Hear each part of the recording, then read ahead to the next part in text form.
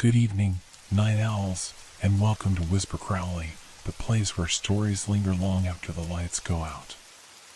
Tonight, we prepared chilling tales paired with the soothing sound of rain to ignite your imagination and make your heart race. If you feel the cold creeping in, tap that like button. It helps keep the shadows alive. Tell us in the comments where you're listening from or share the scariest moment that sent shivers down your spine. Don't forget to subscribe. You wouldn't want to miss what lurks in the darkness ahead. I woke up to the usual hum of the refrigerator. It was early, too early for my liking, the kind of morning that made me feel like I hadn't slept at all. The room was still dark, the only light coming from the dim glow of the streetlight outside my window. I stretched, rubbed my eyes, and yawned, dragging myself out of bed to start my day. As I shuffled into the kitchen, I noticed something strange. The kitchen, usually neat, was off. The air felt heavier, as if something was pressing down on the room. The fridge, a dull hum of white noise, was the only sound in the silence. That's why I saw it. A note stuck to the fridge with a piece of tape. A note I knew I didn't leave there. I froze. It wasn't unusual for me to leave reminders for myself on the fridge, grocery lists, random thoughts, but this wasn't mine. The handwriting was unfamiliar, the paper fresh, as though it had been placed there recently. I took a step closer, heart pounding in my chest. It was simple, just a few words. You need to leave the house before sunset. Don't trust the noises. I stared at it for a long moment. It didn't make any sense. Who would leave a note like that for me? Why? I reached for it, my fingers trembling slightly as I peeled the note off the fridge and turned it over. There was nothing more written on the back. I stood there for what felt like an eternity, staring at the note. The air in the kitchen felt colder now, the hum of the fridge louder. I had a bad feeling, but I couldn't put my finger on why. I crumpled the note in my hand, tossed it into the trash, and tried to brush it off. My mind played tricks on me sometimes. I was just tired, probably imagining things. But as I moved about the kitchen, preparing my usual breakfast, I couldn't shake the feeling that something wasn't right. It felt like eyes were watching me. The shadows in the corners of the room seemed deeper than usual. And every small sound, the creak of the floorboards under my feet, the click of the toaster, made me flinch. I tried to ignore it. I made myself a cup of coffee, sat down at the table, and forced myself to focus on the day ahead. I had work to do, a meeting, errands, life to get back to. But as I sat there, trying to concentrate, I couldn't help but glance over at the fridge again. The note, though crumpled, still lingered in my mind. What did it mean? Don't trust the noises? What could that possibly mean? The day passed uneventfully, but the note stayed with me. Every time I heard a sound, my mind would race back to it. The refrigerator's hum. A car passing by outside. The wind brushing against the window. I felt like I was being pulled into something I didn't understand. By the time evening came, I had nearly forgotten about it. But as the sun began to dip below the horizon, I remembered the note's warning. Leave the house before sunset. I looked out the window. It was getting dark. Too dark. A cold shiver ran down my spine. Then I heard it. A soft shuffling sound just outside the door. At first, I thought it was the wind or maybe an animal. But it didn't stop. The sound continued, slow and deliberate, like someone was creeping around the house. My heart began to race. I couldn't move, couldn't think. I was frozen, staring at the door, waiting for something, anything, to happen. The noise grew louder, closer. I couldn't make out exactly what it was, but I knew it wasn't the wind. Then, suddenly, it stopped. Complete silence. I didn't know what to do. Should I open the door? Should I check? Should I run? But before I could make a decision, I heard it again. A soft tap on the window. Then another. And another. It wasn't the wind. It wasn't an animal. I wasn't alone. The note. The warning. The strange feeling that had been gnawing at me all day. It was all real. I rushed to the window, pulling the blinds back just enough to peek outside. The street was empty. No one was there. Nothing was moving. But the tapping continued. The shadows outside the windows seemed to grow darker, thicker, as if something was lurking just beyond the edge of the light. The tapping didn't stop. It was persistent, deliberate, almost as if it were trying to get my attention. And then I heard it. A voice, soft and distant, coming from the direction of the door. Don't ignore the sounds. I froze again, my blood running cold. The voice was faint, but it was there. I could hear it clearly. It wasn't coming from inside the house. It was outside, just on the other side of the door. Who was out there? What did they want? The temperature in the room dropped, and I suddenly felt like I wasn't alone anymore. There was something in the house with me. I didn't know what it was, but I could feel its presence, pressing in on me from every direction. I backed away from the window, my breath shallow, panic creeping up my spine. Then the door handle turned. I held my breath, waiting, listening. But the door didn't open. The sound of the handle turning slowly faded away, and then everything went quiet again. Too quiet. I didn't know what to do. The note had said something about noises, and now the sounds were everywhere. I stood there, my heart pounding in my chest, waiting for the next sound, the next warning. Would there be another note? Another message? Or would it be too late to escape? I didn't know. The hours passed like seconds. The eerie silence continued, but it didn't feel safe. I kept my distance from the door, from the windows, even the refrigerator. I didn't want to hear anything more, but I couldn't help it. My mind was racing with thoughts I couldn't control. Every little sound, the faint rustle of the curtains, the creak of the floor, seemed amplified, like the house was closing in on me. Eventually, the exhaustion caught up to me. I forced myself to lie down on the couch, not sure if I'd be able to sleep or not. I closed my eyes, trying to calm my breathing, telling myself that everything was fine, that I was just tired, that my nerves were getting the best of me. But as soon as my eyes closed, the sound came again. The tapping. Soft at first, then louder. More urgent. It echoed through the house like a slow heartbeat, each tap sending a shiver through my body. I bolted upright, my pulse hammering in my chest. The note. The warning. Everything was real. I couldn't stay here. I had to leave. But the moment I reached for my jacket, I froze. A movement caught my eye. From the corner of the room. A shadow. It flickered, just at the edge of my vision, but it was there.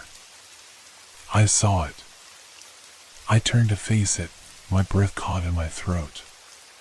But there was nothing there. Only the dim light from the lamp casting its usual glow over the room. I was losing it. That was the only explanation. I had to get out. I needed to escape this place, this nightmare. I reached for the door, my hand trembling as I touched the handle. But as I tried to open it, something stopped me. There was another note. This one was different. The paper was torn, the edges frayed. The ink was smeared, as if written in haste. I pulled it off the door, my heart pounding, and read it. Don't open the door. The sound is coming closer. You're not alone. It's already inside. I stood there, staring at the note in disbelief. I hadn't even heard anyone approach. The house was still silent, save for that constant, nagging tapping. But this note, it felt real. Too real. I swallowed hard, my throat dry. The chill in the air seemed to deepen, the shadows growing longer, darker. The silence was broken only by the soft rustling of the paper in my hands. I backed away from the door, not sure what to do next. The note warned me not to open it, but I didn't even know who had written it. Who was watching me? I glanced toward the kitchen, the fridge standing silently in the corner, still humming softly. That was when I heard it again. A voice. Whispering. You're not listening. I spun around, my eyes wide, searching the room for any sign of movement, but there was nothing. Just the darkness creeping in, swallowing everything around me. It wasn't real. It couldn't be. My mind was playing tricks. But the voice, the tapping, they were so real. Suddenly, the lights flickered. Once, twice, then went out completely. I was plunged into darkness. My breath caught in my chest. I reached out, trying to find the nearest wall, but the shadows seemed to stretch and twist around me, pulling me deeper into the void. The fridge light flickered on, casting an eerie glow across the room. I hadn't turned it on, but there it was. And then, in that faint light, I saw it. A figure. It was barely a silhouette, just a shadow against the fridge, but it was there. A shape moving slowly, deliberately, toward me. I couldn't move. I couldn't breathe. It was like my body had betrayed me, frozen in place. The figure was tall, too tall. The shadows around it seemed to bend and twist, wrapping around its form like a cloak. It had no face. Just an empty space where one should have been. My heart was racing, my chest tightening with fear. I couldn't look away, even though every part of me screamed to run. You shouldn't have stayed. The voice came again, clear now, as if it were coming from inside my head. My vision blurred, and I felt dizzy. The room seemed to tilt, the figure's shape warping in the dim light. I could feel it closing in. I was trapped. There was nowhere to go. And then, the door. It slammed open with a force that shook the house. The wind howled through the open doorway, sending papers and objects flying across the room. But the figure didn't move. It didn't flinch. I knew, somehow, that it wasn't just the wind. I backed away from the figure, my mind screaming at me to run, but my feet wouldn't cooperate. My body wouldn't move. I reached for the door handle, pulling it toward me, but something stopped me. Something pressed against my chest, as if the air itself had turned into a weight, crushing me. You're not leaving. The words hit me like a physical blow. My breath came in short gasps, my hands trembling uncontrollably. I felt the cold air against my skin, the darkness creeping closer. And then, just as suddenly as it had appeared, the figure was gone. I stood there, in the doorway, alone. The wind outside howling, the shadows in the room stretching back to their corners, but the figure was gone. I didn't know what was real anymore. But I knew one thing for sure. I couldn't stay here. Not tonight. I turned and ran for the door, not looking back. But even as I stepped outside, the tapping started again. Soft at first, then louder. Closer. It wasn't over. It was only just beginning. I didn't stop running. I couldn't. My feet barely touched the ground as I dashed down the street, the cold night air stinging my skin. The shadows behind me seemed to stretch longer with every step, like they were reaching out to grab me. I couldn't see anything, but I could feel it, something following me, something moving just out of sight. I didn't dare look back. The words from the note echoed in my mind, "You're not leaving." The voice still lingered, faint but real. It was like a whisper inside my head, growing louder with every breath I took.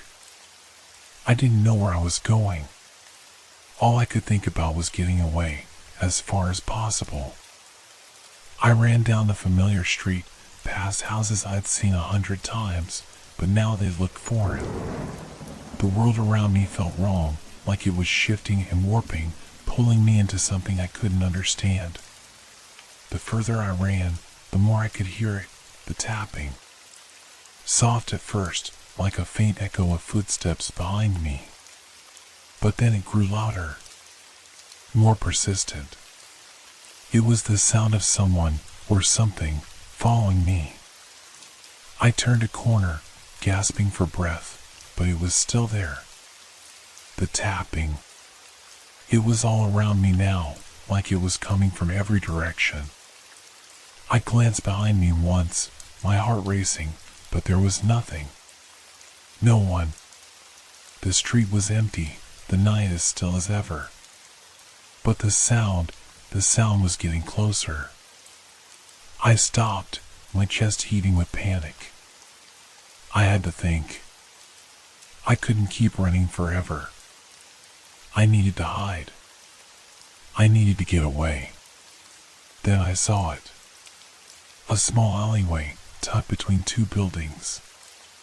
It looked dark and narrow, but at least it offered some kind of shelter. I sprinted toward it, barely slowing down as I slipped into the shadows of the alley. I pressed my back against the wall, trying to steady my breathing. The tapping was still there, louder now, and I could feel it vibrating through the ground. My heart hammered in my chest, each beat a deafening thud in the silence of the alley. I stood still, listening. The noise was everywhere, surrounding me. It was so close now, I could almost feel the air shift with each tap. I was no longer sure where the sound was coming from. It felt like it was inside my head, echoing through my skull, pushing me to the edge of my sanity. And then I heard something else. A soft scraping sound, like fingernails dragging against metal. It was faint at first, but it grew louder. Closer. It was coming from the end of the alley. I turned slowly, not wanting to look, but knowing I had to. My breath caught in my throat as I saw it. There, at the far end of the alley, was another figure. This one was different. Not the tall, shadowy shape I had seen earlier, but something smaller. Something crouching, hunched over, its face obscured by the darkness. I couldn't move. I couldn't breathe. The figure was still, watching me, waiting.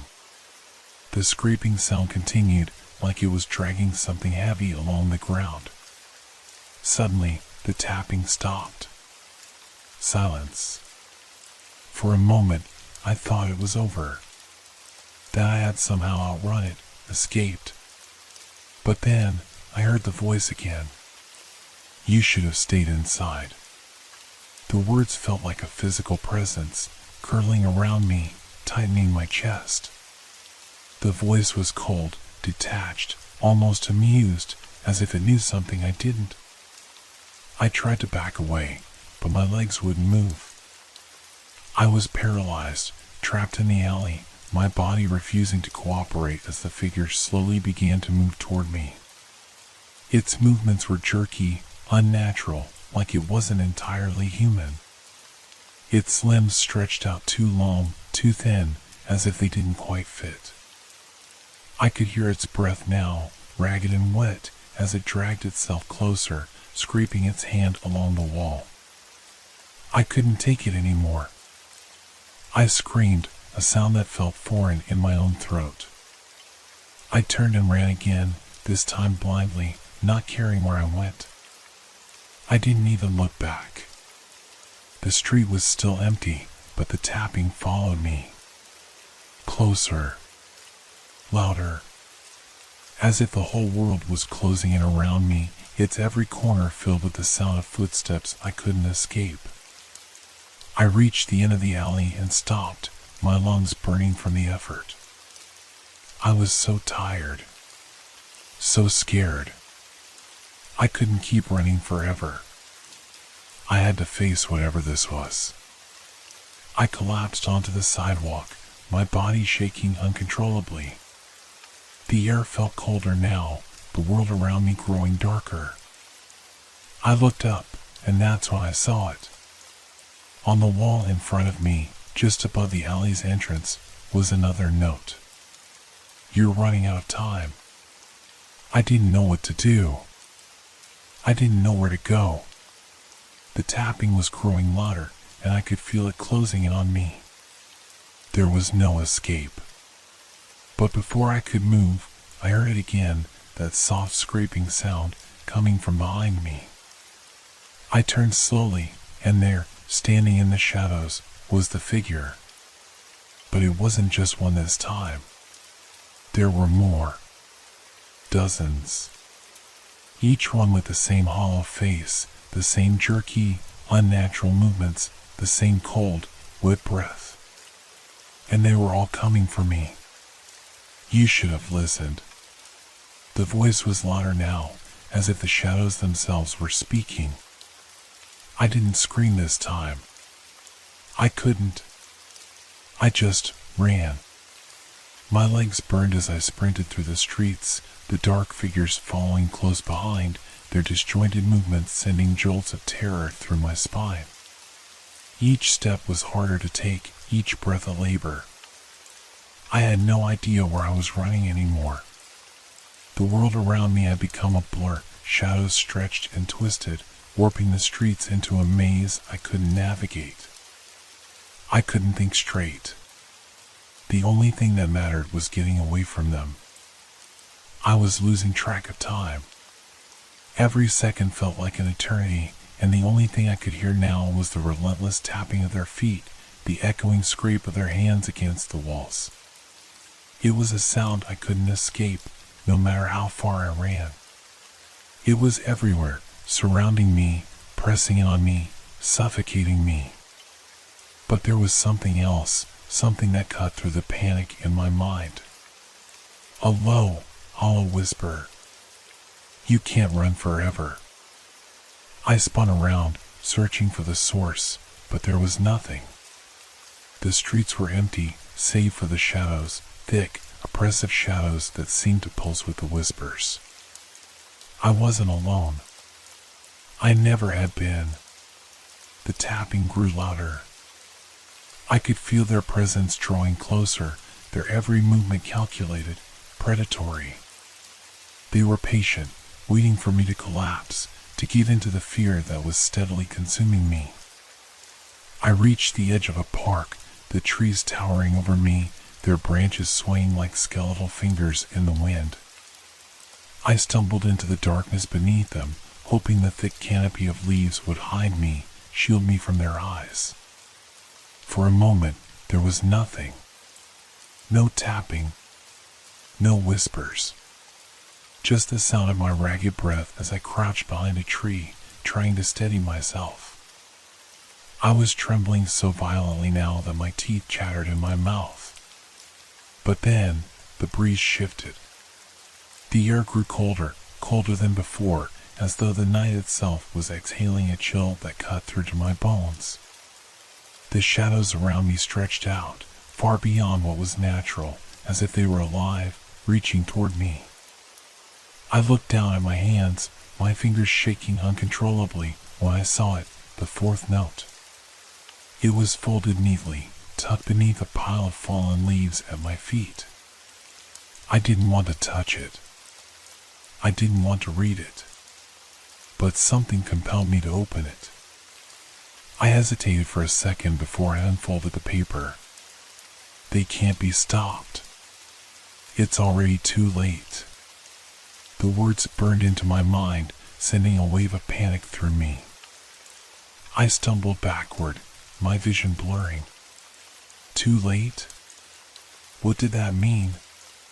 Had they already? The ground beneath me shifted, and I heard it, the soft, unsettling scrape of feet against the dirt, like nails dragging across stone. I turned, and there, emerging from the darkness, were more figures. Not just one or two, but a dozen. Maybe more. Their faces, or the lack of them, were now clearer in the dim light, hollow, black voids where eyes should have been.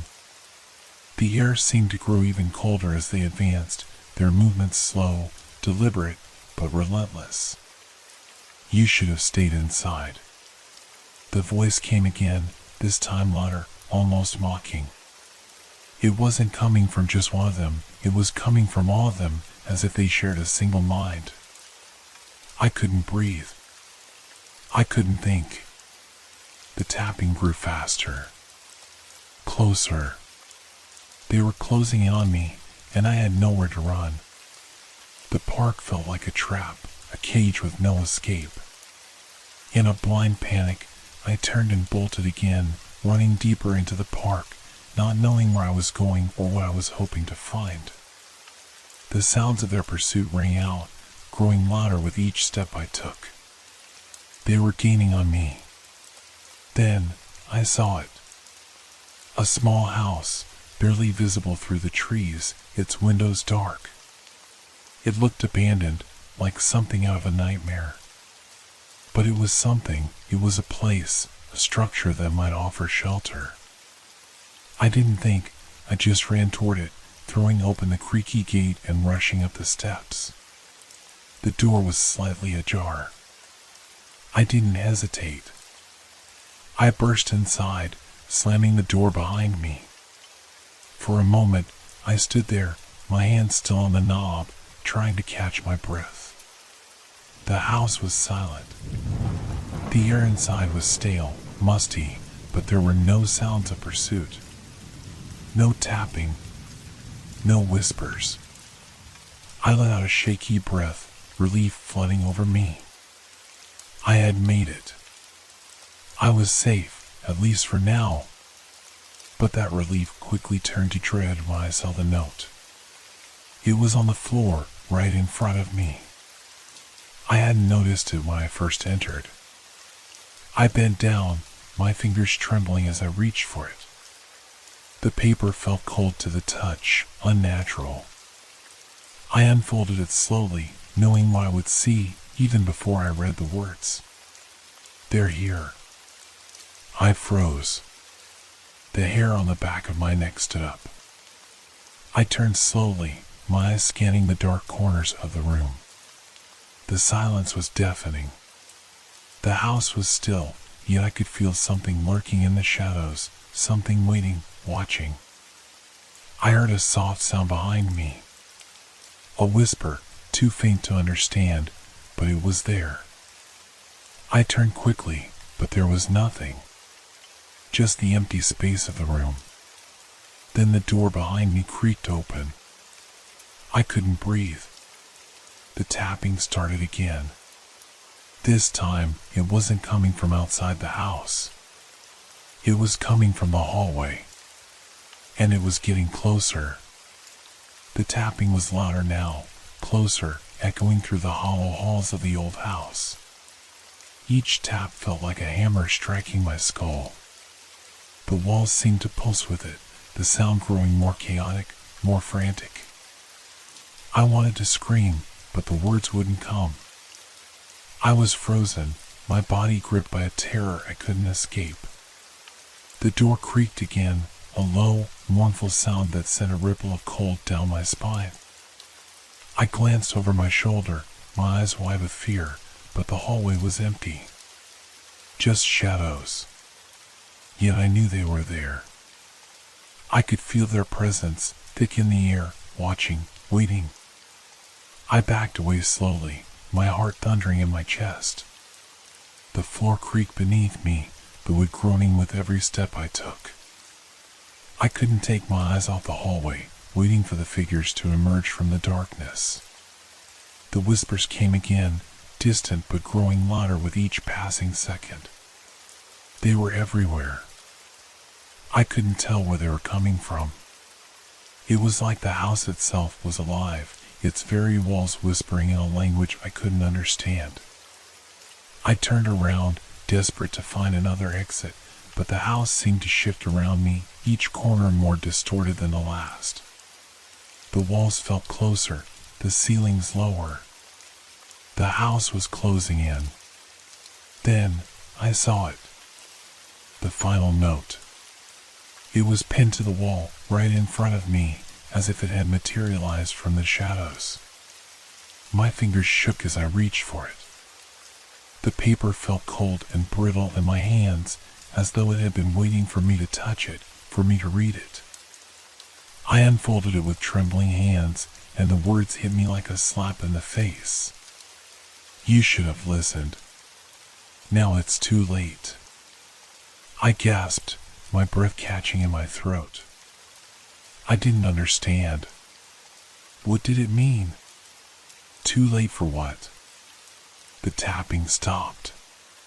For a brief moment, the silence felt deafening. The air was still.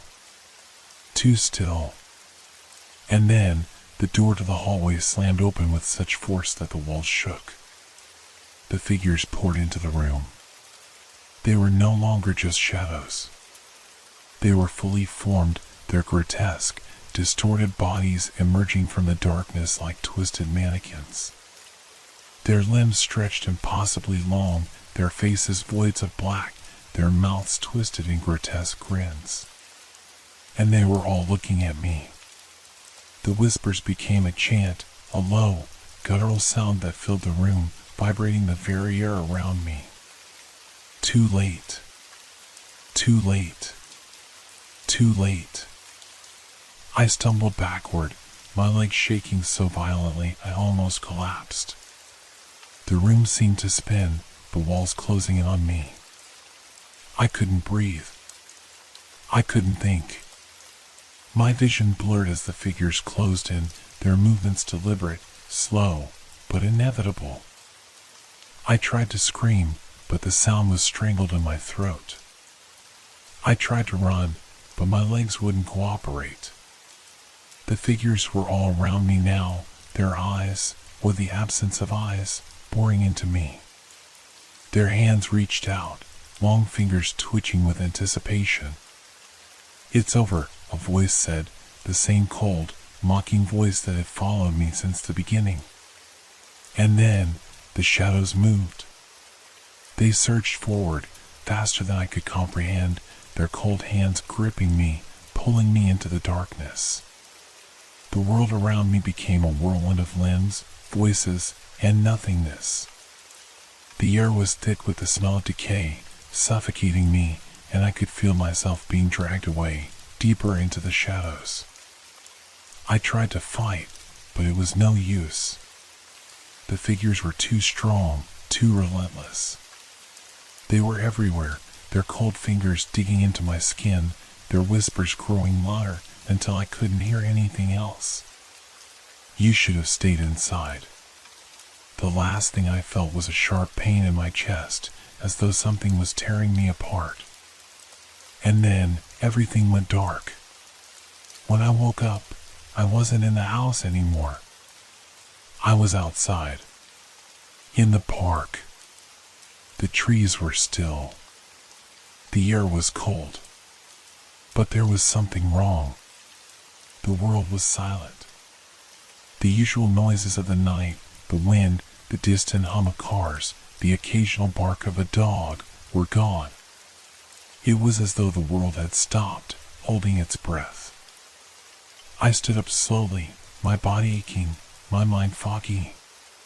The ground beneath me felt different, strange. And then I noticed it. The fridge. It was standing there, in the middle of the park, its light flickering, just like before. I didn't want to approach it. I didn't want to see what was inside. But something inside me made me walk toward it, each step heavier than the last. When I reached the fridge, I didn't open it. I couldn't. But the note was there, taped to the door. I took a deep breath, my hand shaking as I peeled it off, my heart pounding in my chest. "You're still here." I couldn't move. The world around me blurred again, the shadows twisting and turning. The tapping started, slow and deliberate, growing louder, closer.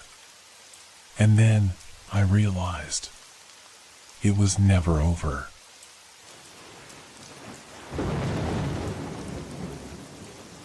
I had forgotten the exact date, but it didn't matter. The message had come through last week. A text from Michael, the one person I thought I would never hear from again. He'd left town years ago without a word, disappearing into the past. I had thought about him often, wondering what happened, where he went, why he never came back. But I had put it out of my mind. There were too many questions with no answers. And yet, there it was, meet me at the old cafe. Same time. You know the place. I stared at the screen, the words echoing in my mind. The old cafe. The one we used to go to after school. We had spent hours there, talking about everything and nothing at all. We used to joke about how it was our place. The place where we could escape from everything. It had been closed for years, though. No one had been there in ages. The building was falling apart, the windows cracked and boarded up. The door was locked, the sign barely visible behind layers of dust and grime. I couldn't resist. I knew it was a mistake. I knew something was off. But I couldn't stop myself. I needed answers. I needed to see him again. I arrived at the cafe just before sunset, the orange light spilling over the broken buildings in the distance. The streets were eerily quiet, with only the soft hum of the wind to break the silence. As I approached the cafe, I noticed something strange. The door, which had always been locked, was slightly ajar. A chill ran down my spine. I stopped in my tracks, unsure of what to do. My mind was telling me to turn around, to leave, but my feet had already carried me to the door. I hesitated for a moment, then pushed it open. The door creaked loudly, the sound echoing in the empty street. Inside, the cafe was exactly how I remembered it, the worn wooden tables, the faded wallpaper, the counter with the glass display case. It looked abandoned, but there was one thing that was different. A light was on. It flickered, casting long shadows across the room. And then I heard it. The faint sound of footsteps. "Michael?" My voice trembled as I called out into the empty room. There was no answer, but the footsteps continued. It was as if someone was pacing back and forth, waiting for me. I took a step inside, the floorboards creaking under my weight. I should have turned around. I should have left. But something kept me moving forward. I couldn't explain it. There was a pull, something invisible, drawing me deeper into the cafe. I made my way to the back, where the booths used to be. The sound of footsteps grew louder, but they didn't match the rhythm of someone walking. It was irregular, almost as if the person was dragging their feet. And then I heard it. A voice. Then it was Michael's voice. I froze, my heart racing. I had heard that voice 1,000 times before, but there was something wrong with it. It was hollow, distant, like it was coming from somewhere far away. I looked around, trying to find him, but the cafe was empty. Michael? I called out again, my voice barely a whisper. The air felt thick, suffocating. The light above me flickered again, casting long, unsettling shadows. The footsteps stopped. I waited. The silence was unbearable. And then, from the darkness of the kitchen, I heard the voice again. Ben, you shouldn't have come. I didn't move. My body felt frozen in place, as if it were no longer my own. The voice was softer now, almost a whisper. But I could feel it in my chest, like it was right beside me. I stepped forward, drawn by the voice, despite every instinct telling me to run. The kitchen door was cracked open. The light inside was dim, but I could make out the shape of someone standing at the far end of the room. Michael? I whispered, my breath catching in my throat. The figure didn't move. It just stood there, facing the wall. I took another step forward, my foot dragging as I neared. Michael. The figure turned slowly, and my heart stopped. It wasn't him. It was someone else. Someone I didn't recognize. The figure was tall, too tall, and their face, it was blank, featureless, like a mask. I stumbled back, my breath catching in my throat, my mind racing. I couldn't breathe. And then I heard it again. Ben. This time, it wasn't coming from the figure. It was coming from the corner of the room. A shadow. A shape. It wasn't Michael. It was something else. Something that had been waiting for me. Something I should never have come back for. I turned to run, but my feet wouldn't move. It was as if the air had thickened, holding me in place. The light above flickered again, casting long, twisted shadows that seemed to reach for me. Ben, you shouldn't have come. The voice was everywhere now. It was all around me. And I realized then that I wasn't alone. I never had been. The last meeting place was never meant for me. I could feel it, that creeping sensation crawling up my spine, spreading through my body like ice. The darkness seemed to close in on me, suffocating me with every breath. The voice was no longer a whisper, but a command, insistent and deep, calling my name again and again. Ben. The figure in the corner remained still, a silhouette barely visible in the dim light. Its shape was distorted, like it didn't quite belong. It loomed there, watching me. And the more I stared at it, the more I realized it wasn't just standing there. It was waiting. Waiting for something. Waiting for me. I tried to scream, but the sound died in my throat. The air felt too thick, too heavy. My legs refused to move. I was paralyzed, caught between the pull of that voice and the primal urge to flee. Every fiber of my being screamed for me to turn and run, but I couldn't. I just couldn't. The figure took a step forward. Slowly. Deliberately. And that's when I noticed something that made my blood run cold. It wasn't alone. There were others. Shadows, flickering just out of my line of sight, standing in the corners of the cafe, emerging from the cracks in the walls.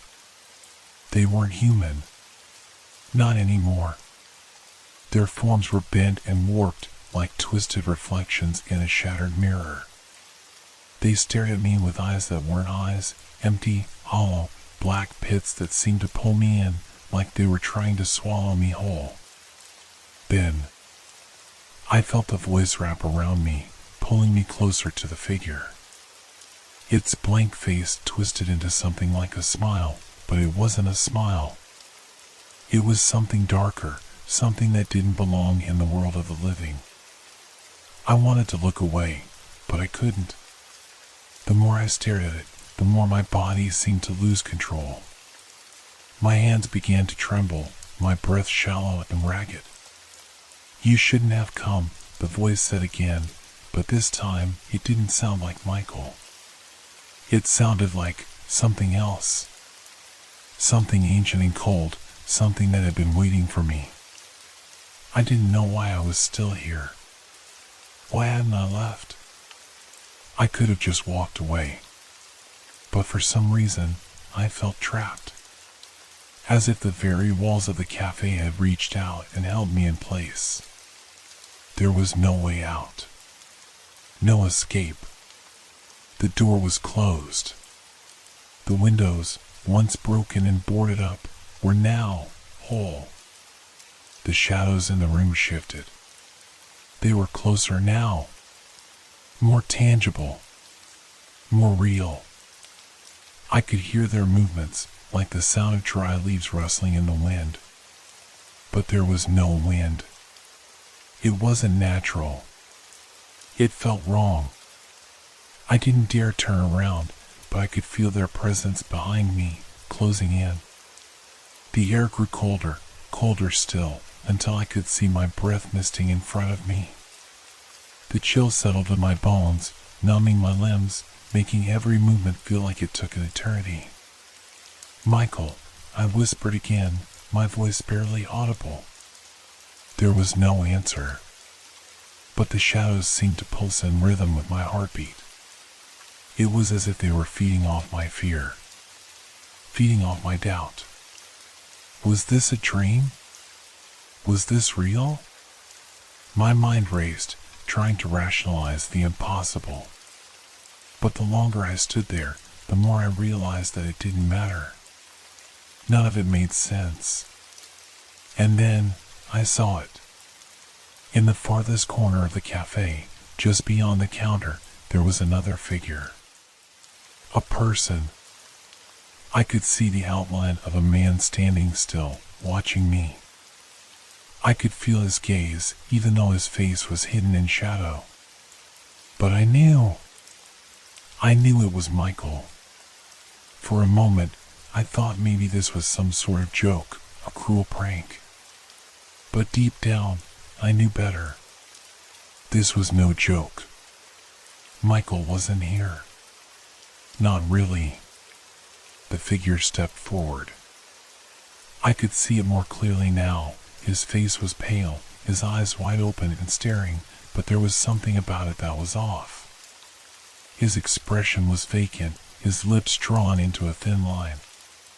He looked like a person, but not a real person. "Michael," I said again, my voice trembling. "Is it really you?" The figure didn't respond. Instead, he raised his hand, pointing directly at me. It wasn't a gesture of greeting, but a command. The hand trembled, like it was struggling to stay in place. I don't know why I did it, but I took a step toward him. My feet felt like they were moving through mud, slow and heavy. The moment I stepped forward, the shadows shifted. They moved closer. The air thickened. I felt their cold fingers brush against the back of my neck. I could hear the breathing now, slow, shallow, as if something was waiting to strike. "Michael," I whispered, just as I reached the figure. And then he turned. It wasn't Michael. It was a face I didn't recognize. It was pale, ghostly, with wide, hollow eyes that seemed to suck in the light around it. A mouth that stretched too far, too wide, splitting open like a wound. The skin was stretched tight, but it was as if it didn't belong to the body at all. I stumbled back, my legs giving out beneath me. The cafe seemed to warp, twisting, the walls bending inwards, closing me in. The shadows surged forward. There were too many of them now, too many shapes moving, too many eyes staring at me. And the voice, that voice, it wasn't Michael anymore. It was everywhere. It was inside my head. Inside my soul. You should have stayed away, Ben. I tried to scream, but nothing came out. The shadows swarmed around me, their cold hands grasping at my throat, pulling me deeper into the darkness.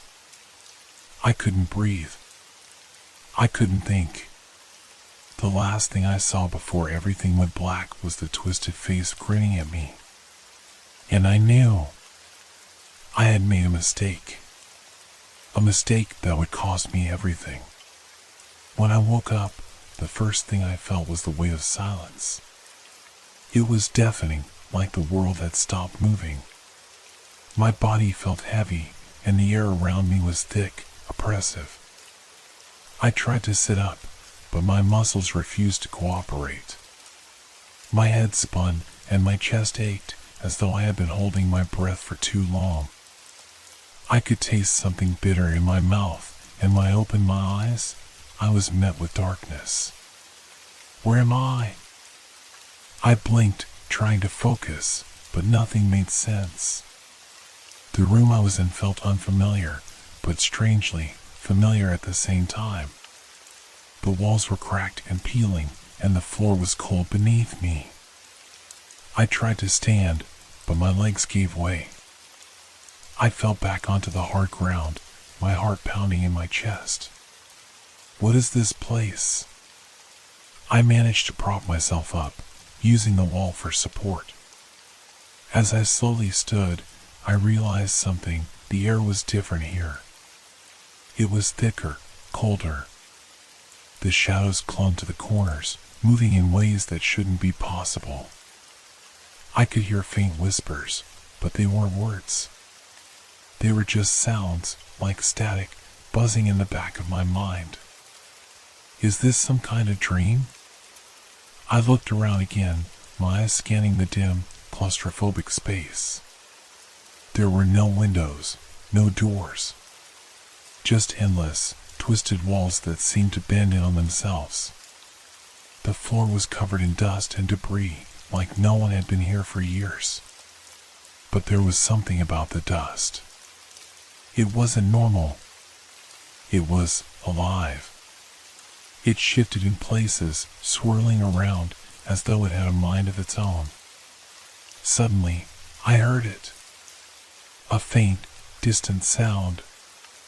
A soft, rhythmic thudding. At first, I thought it was my heart pounding in my chest. But no! It was coming from somewhere else. From within the walls. A sound I couldn't place, but it was unmistakable.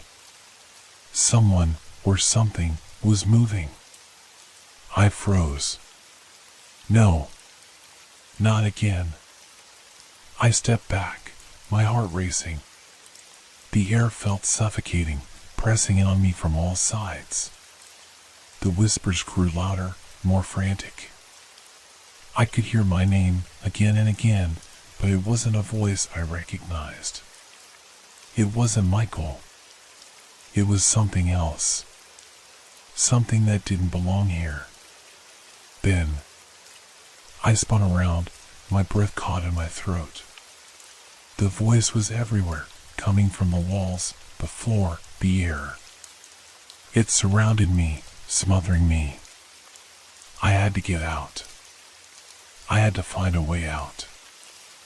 I stumbled toward the farthest corner of the room, but there was nothing there. Just more darkness. More shadows. I felt the weight of something watching me. Something waiting, Then, without warning, a door appeared. It wasn't there before. It just materialized.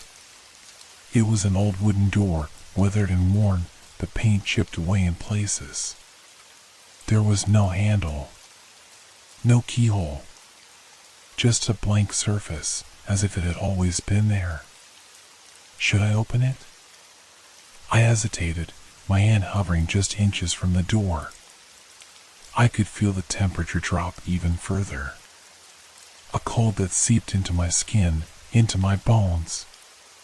My fingers trembled as they brushed against the surface of the door. It was smooth, cold to the touch. But it felt wrong. It felt like it shouldn't be here, like it was a part of this twisted world, this place. If I open it. The thought hung in the air, suspended, waiting to be acted upon. But I couldn't bring myself to move. The whispers grew louder, louder until they were all I could hear. They weren't just whispers anymore. They were voices. Countless voices, all speaking at once. Ben, you shouldn't have come. I shook my head, trying to block out the voices, the pressure building inside my skull. I had to open the door. I had to find a way out. I grabbed the handle, twisting it with all my strength. The door creaked loudly, like it hadn't been opened in decades. As it slowly opened, I was met with a blinding light, so bright that I had to shield my eyes. I stepped through the threshold, and everything changed.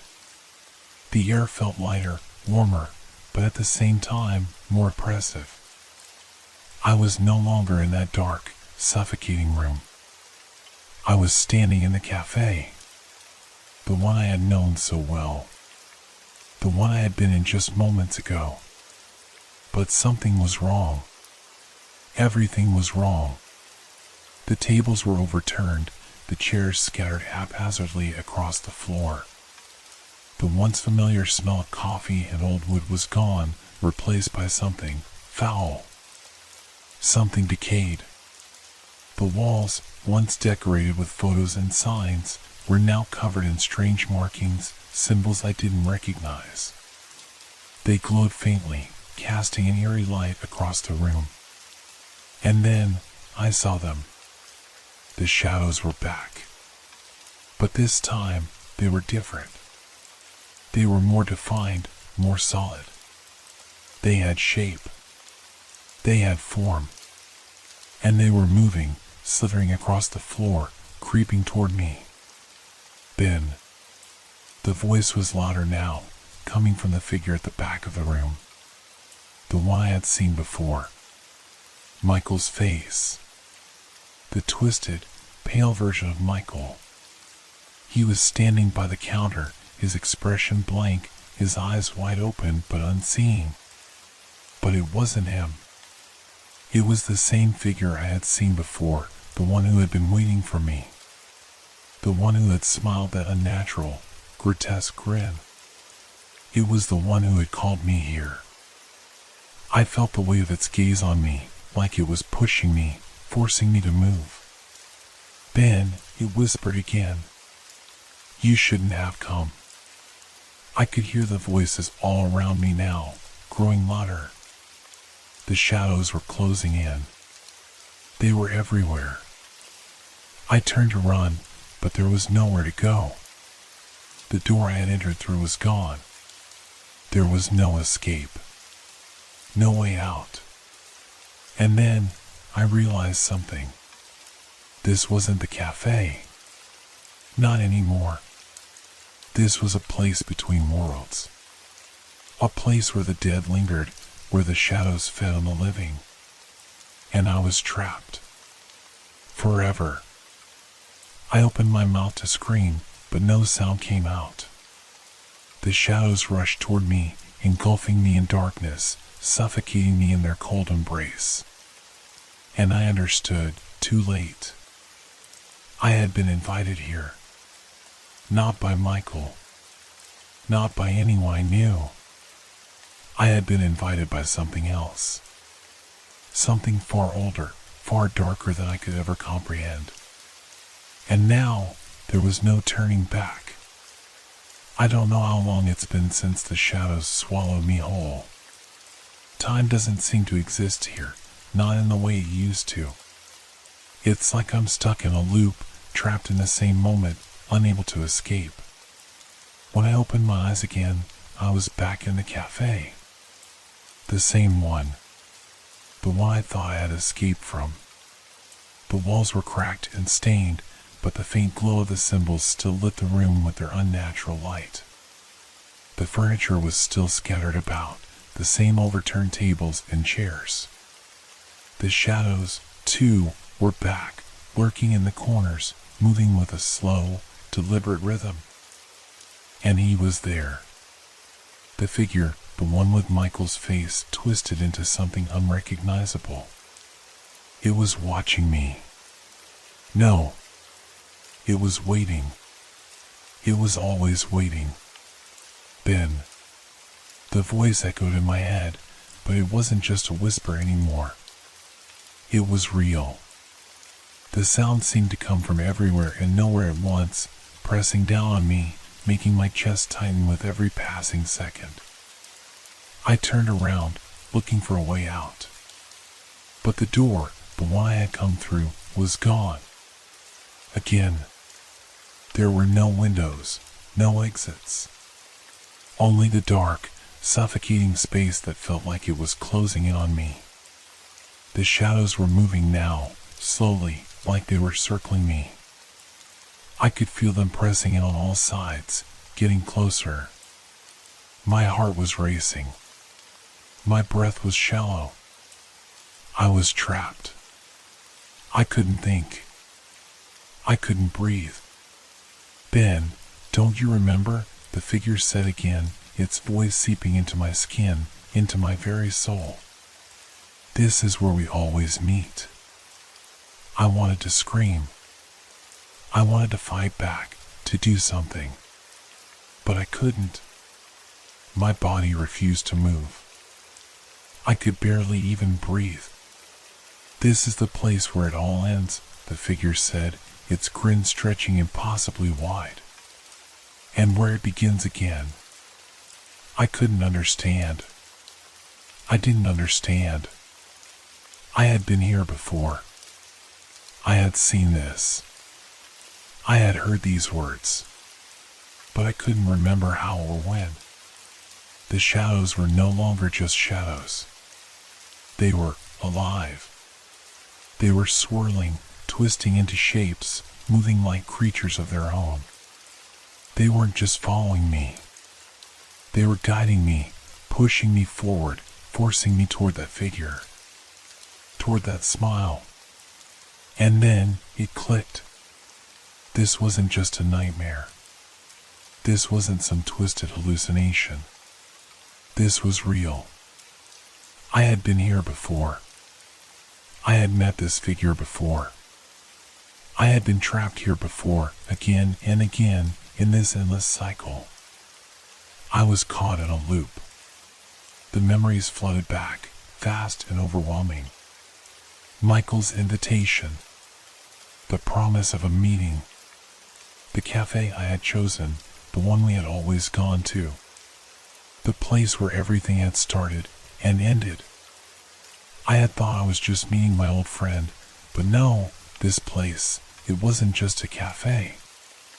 It was a doorway. A trap. A place between worlds. I had escaped. Once. But it had only been temporary. The moment I stepped out, I had sealed my fate. This was where I was always meant to be. This was the price. The figure tilted its head, watching me, waiting for me to come to terms with it. You can't leave, Ben. Not again. You know that now. I shook my head. No. I couldn't accept it. I couldn't stay here. But the shadows were closing in, their cold presence wrapping around me, making it impossible to breathe. The figure's eyes, Michael's eyes, were no longer just eyes. They were holes, deep and black, endless, pulling at my soul. I could feel myself slipping, losing myself to the darkness. The walls began to close in on me again. This wasn't just a room. This wasn't just a cafe. This was everything. Every place. Every time. Every moment that had ever been. It all led here. To this point. To this end. I ran. I don't know where I thought I was going. There were no doors. No windows. No exits. Just endless walls that seemed to stretch forever. The shadows were everywhere, their cold fingers reaching for me, pulling me back into the fold. Then, you can't run from what's inside you. The voice followed me, always just behind, always too close. I pushed myself harder, my legs burning, my chest tight. My breaths were ragged, and my mind was spinning. It was hopeless. There was nowhere to run. There was nowhere to hide. I stumbled to the ground, my knees hitting the cold, hard floor. I wanted to give up. I wanted to stop fighting. But something inside me refused to let go. I had to escape. I had to survive. And then I saw it. A crack in the wall. Just a small opening. Barely noticeable. But it was enough. Enough for me to see the light coming through, soft and dim, like a distant memory. I crawled toward it, my hands scraping against the floor. I could feel the shadows close behind me, but I didn't look back. I couldn't. I was almost there. Almost out. But as my fingers reached for the light, the crack began to close. Slowly at first, then faster. The walls were shifting again, moving to keep me inside. The whispers were louder now, the voices pressing against my skin, suffocating me. No! I cried out, reaching desperately for the opening. But it was too late. The wall sealed shut, leaving me alone in the darkness again. I collapsed to the floor, my body trembling, my mind breaking. There was no escape. There never had been. And as the figure loomed over me, its grin stretching impossibly wide, I knew. I was trapped here. Forever. And every time I thought I was free, every time I thought I had made it out, I would come back. To this place. To this meeting. The last meeting. Because there was no ending. There was only the loop. The endless cycle. And I was its prisoner. I don't know how many times I've relived this moment. It could have been days, weeks, or years. Time has lost all meaning here.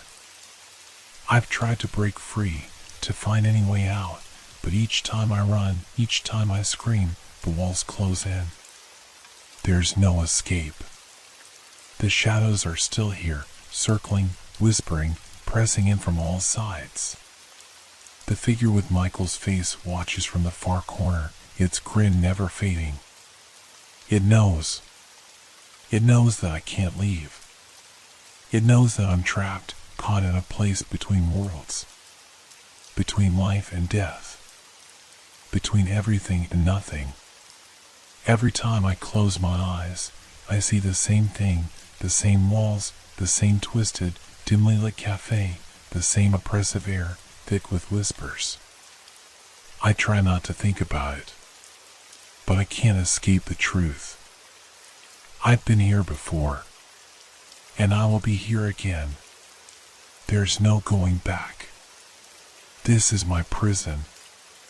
And yet, in the midst of all this darkness, there's something else. Something I didn't notice at first.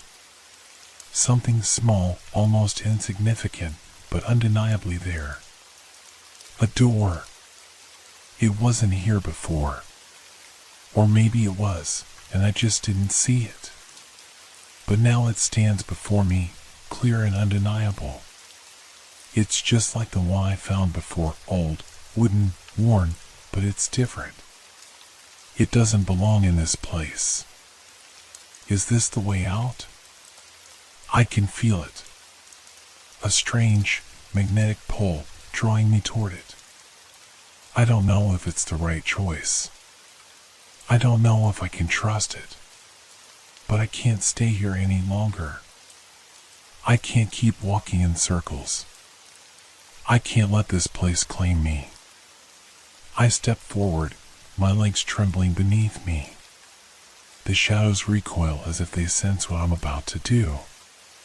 They murmur in anger, their voices growing louder, sharper, but I don't stop. I don't turn back. I reach for the door. The handle is cold, but not in the way the darkness is cold. It's just cold. Like the air outside. Like something untouched, waiting to be opened. With a trembling hand, I twist the handle. The door creaks open, and I'm met with a blinding light, so bright that I can't see anything beyond it. It's pure light, not the dull, sickly glow of the cafe. No shadows. No whispers. Just light. I step through. And everything changes. The air is fresh. Crisp. It smells like rain, like wet earth, like the world outside the cafe. I can hear birds singing, the wind rustling through the trees. I blink, disoriented, as the light fades, and I find myself standing on the edge of a forest, the trees tall and wild around me. I'm outside. The cafe is gone. The shadows are gone. The figure is gone. But there's a lingering feeling. A feeling like something is still watching me. A feeling that this escape isn't real. That I'm not truly free. I look around, trying to make sense of it all. The sky is overcast, but the air feels warmer. I hear a rustling behind me and turn, heart pounding, ready to run. But there's nothing there. I force myself to breathe, to calm down. Maybe I'm just confused. Maybe I'm not as free as I thought. I take a step forward. The ground beneath my feet feels solid, real. There's a path ahead, a narrow trail that leads deeper into the forest. I can leave. I can keep going. But something stops me. A sound. A whisper, so faint that it might just be the wind. Then, I freeze. It's the voice. The same voice that's haunted me this whole time. The same voice that's been in my head, in my soul, dragging me back. It's here, again. I turn slowly, afraid to face what I know I'll see. But the forest is empty. There's no one there. Just trees, stretching endlessly, the shadows cast flung across the ground. I stand there, in the quiet, for what feels like hours. The world is still. Peaceful. But that voice, it lingers. Ben, you can never leave. I take another step back, my heart hammering in my chest. But I won't go back. I can't. I've escaped. I have to believe that I've escaped. I keep walking deeper into the forest, hoping that whatever it is that follows me will stay behind. But as I step into the darkness of the trees, I can't shake the feeling that I'm still being watched. That no matter how far I walk, no matter how far I run, the cafe will always be there, waiting. And the shadows will always find me. I hear the whisper again, close this time, as if it's right behind me. Then, this isn't over. And I know it's never going to be over.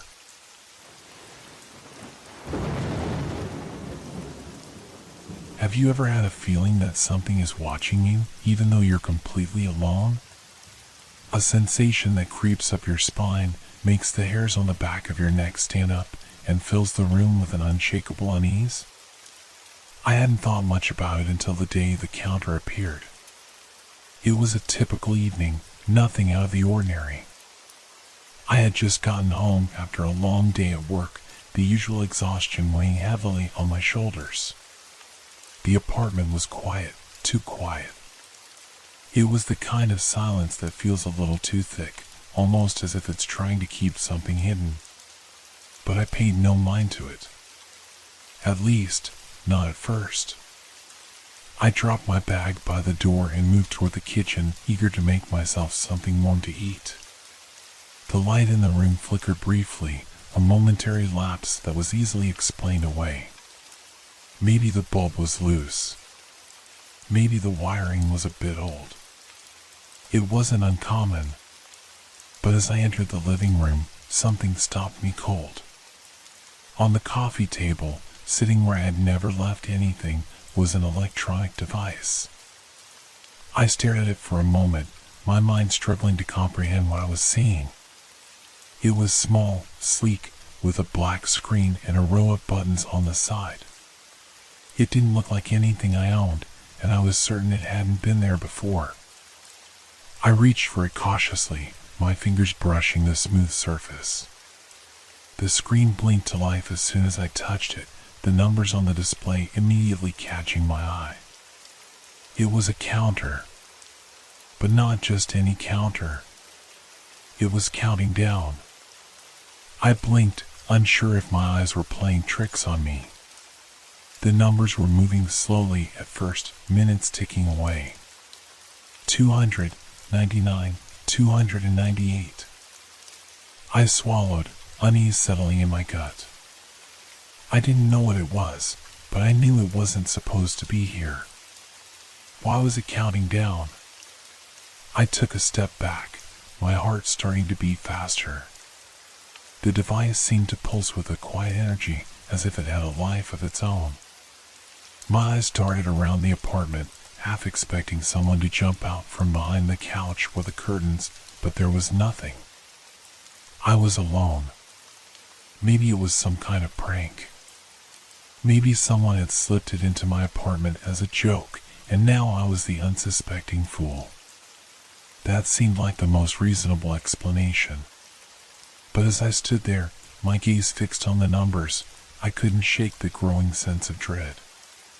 The air in the room felt heavy now, almost thick, like it was closing in around me.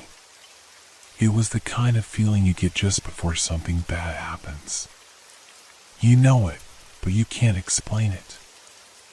I reached for the counter again, this time with more determination. I wanted to turn it off, to get rid of it. But as I pressed one of the buttons, the numbers didn't stop. They didn't even slow down.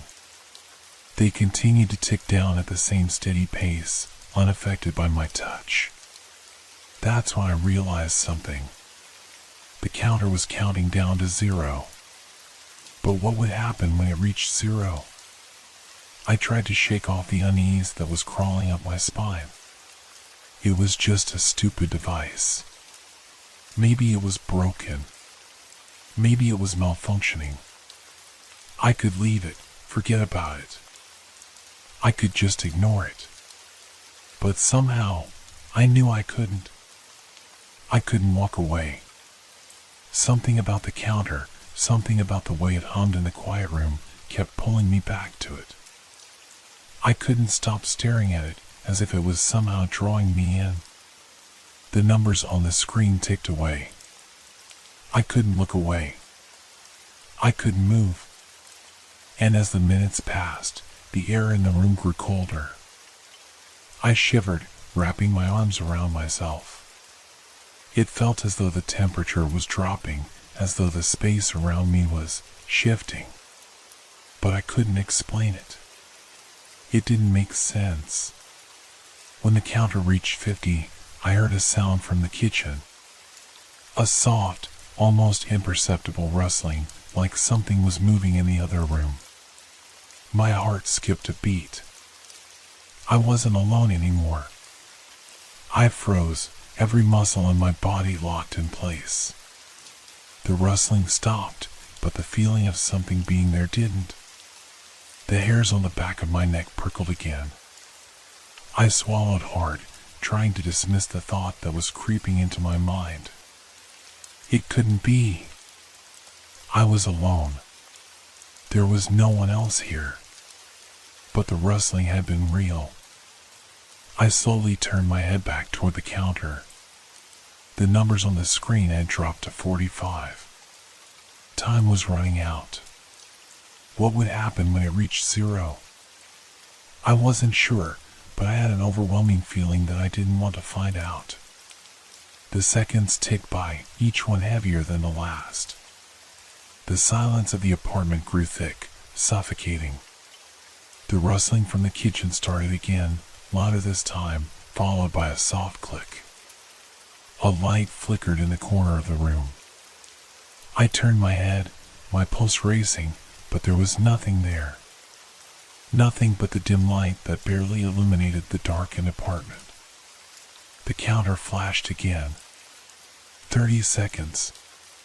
The rustling in the kitchen was becoming more pronounced now, like something or someone was moving around. I wanted to call out, to ask if anyone was there, but I couldn't make a sound. The fear had settled deep in my chest, locking up my throat. 10 seconds. The temperature in the room dropped even further. My breath was visible now, a thin mist in the cold air. I glanced toward the door, the way out, but the hallway beyond was empty. The walls seemed to close in, narrowing the space, squeezing the air out of my lungs. 5 seconds. A figure stepped into the doorway from the kitchen. A silhouette. Just a shadow at first, but as it moved into the light, I could see the outline of a person. It wasn't anyone I recognized. 0. The counter beeped, a single, sharp sound that seemed to reverberate through the room. And then, the figure stepped forward. I didn't scream. I couldn't breathe. All I could do was stare at the empty eyes staring back at me from the darkness. And that's when I realized there was no escape. I stood there, frozen in place, as the figure moved closer. The dim light cast long shadows on its face, distorting its features. I couldn't make out the details, but one thing was clear: it wasn't human. It didn't move like one. It was stiff, jerky, almost mechanical. I wanted to scream, to run, but my body wouldn't obey. The air grew colder, colder than I ever remembered it being. My breath came out in invisible puffs, but it wasn't just the temperature. There was something else, something off about the atmosphere, like the air itself had turned dense and unwelcoming. Every step the figure took echoed in my ears, each footfall a loud thud against the oppressive silence. I watched as the figure came closer, and I could feel my pulse thudding in my temples. The closer it got, the more the air felt suffocating. I was trapped in my own apartment, unable to move, unable to react. I wanted to turn away, to ignore it, but I couldn't. It was as if the counter had some hold over me, forcing me to watch, forcing me to stay in place. The figure stopped right in front of me, standing just out of reach. It was tall, its limbs unnaturally long, stretching out of proportion with its body. Its head was tilted slightly to the side, as if it was studying me, observing me. I couldn't see its face clearly, just the empty darkness of its eyes. It was like staring into the void. For a long moment, neither of us moved. The silence between us was thick, almost unbearable. Then, with an abrupt motion, the figure reached out. Its hand, pale and claw-like, brushed my arm, and I felt a coldness unlike anything I had ever experienced, a numbness that seemed to seep into my very bones. I flinched, my body finally reacting, and I took a step back, but there was nowhere to go. The walls of my apartment felt like they were closing in, pressing down on me. My heart raced, my head spinning with a million thoughts, but there was only one question that lingered. What did it want? The figure didn't speak. It didn't need to. The air around it felt heavy, charged with an unnatural energy that made the hairs on my neck stand on end. I could feel its presence more than I could see it, like it was trying to invade my thoughts, my very mind. The counter on the table beeped again, sharp and jarring. I hadn't noticed it until that moment, but the numbers had started counting up, as if the countdown had been reset. I looked at it in confusion, the numbers flashing in front of me. It was as if the countdown had been just the beginning, the precursor to something worse. The figure's hand dropped to its side, and for the first time since it had appeared, it spoke. Its voice was low, almost a whisper, but it cut through the silence like a knife. "You cannot run from this," it said, its voice distorted and hollow, like it was speaking through a tunnel. I didn't understand. I didn't know what it meant. I cannot run from what? My mind screamed the question, but my mouth wouldn't form the words. The figure began to step back, slowly, moving toward the kitchen again. Its movements were jerky, like it was unsure of its own form. I wanted to follow it, to find some answers, but my feet wouldn't move. My legs were shaking, and every part of me screamed to get away, to leave this place. But I couldn't. The counter beeped again, this time louder, more insistent. The numbers had risen to 5. I looked at the screen, unable to tear my eyes away. My pulse quickened, fear tightening around my chest. I tried to think clearly, to make sense of what was happening. But the only thing I could think of was that counter, the device that had appeared out of nowhere. How had it gotten here? Who had brought it? And why was it counting down, and now counting up? The figure reached the doorway to the kitchen and turned back toward me. Its dark, empty eyes seemed to pierce through the distance between us, locking onto mine. It didn't say anything else. It didn't need to. And then, just like that, it was gone. It vanished into the darkness of the hallway beyond, leaving me standing there, breathless and trembling. The counter beeped one more time. The numbers continued to rise, ticking up relentlessly. I couldn't move. I couldn't breathe. All I could do was stare at it. A thought began to form in my mind, one I could not ignore. I had to stop the counter. I didn't know how, but I had to. The moment it reached the end of its count, I was certain the worst would happen. I rushed to the table, almost tripping over my own feet in my desperation to reach the device. My hand shook as I reached for it, pressing the buttons in a frantic attempt to stop the countdown. But it didn't stop. The numbers continued to climb, unbothered by my frantic attempts. I could feel the panic rising in my chest, my breath coming in sharp, shallow gasps. What was happening? Why couldn't I stop it? I pressed harder, frantically mashing the buttons, but nothing changed. The counters seemed to mock me, the numbers rising higher and higher, the seconds slipping away, unstoppable. And then, I heard it. A sound, distant but growing louder with every passing second. It was a hum, a low, vibrating hum that filled the room.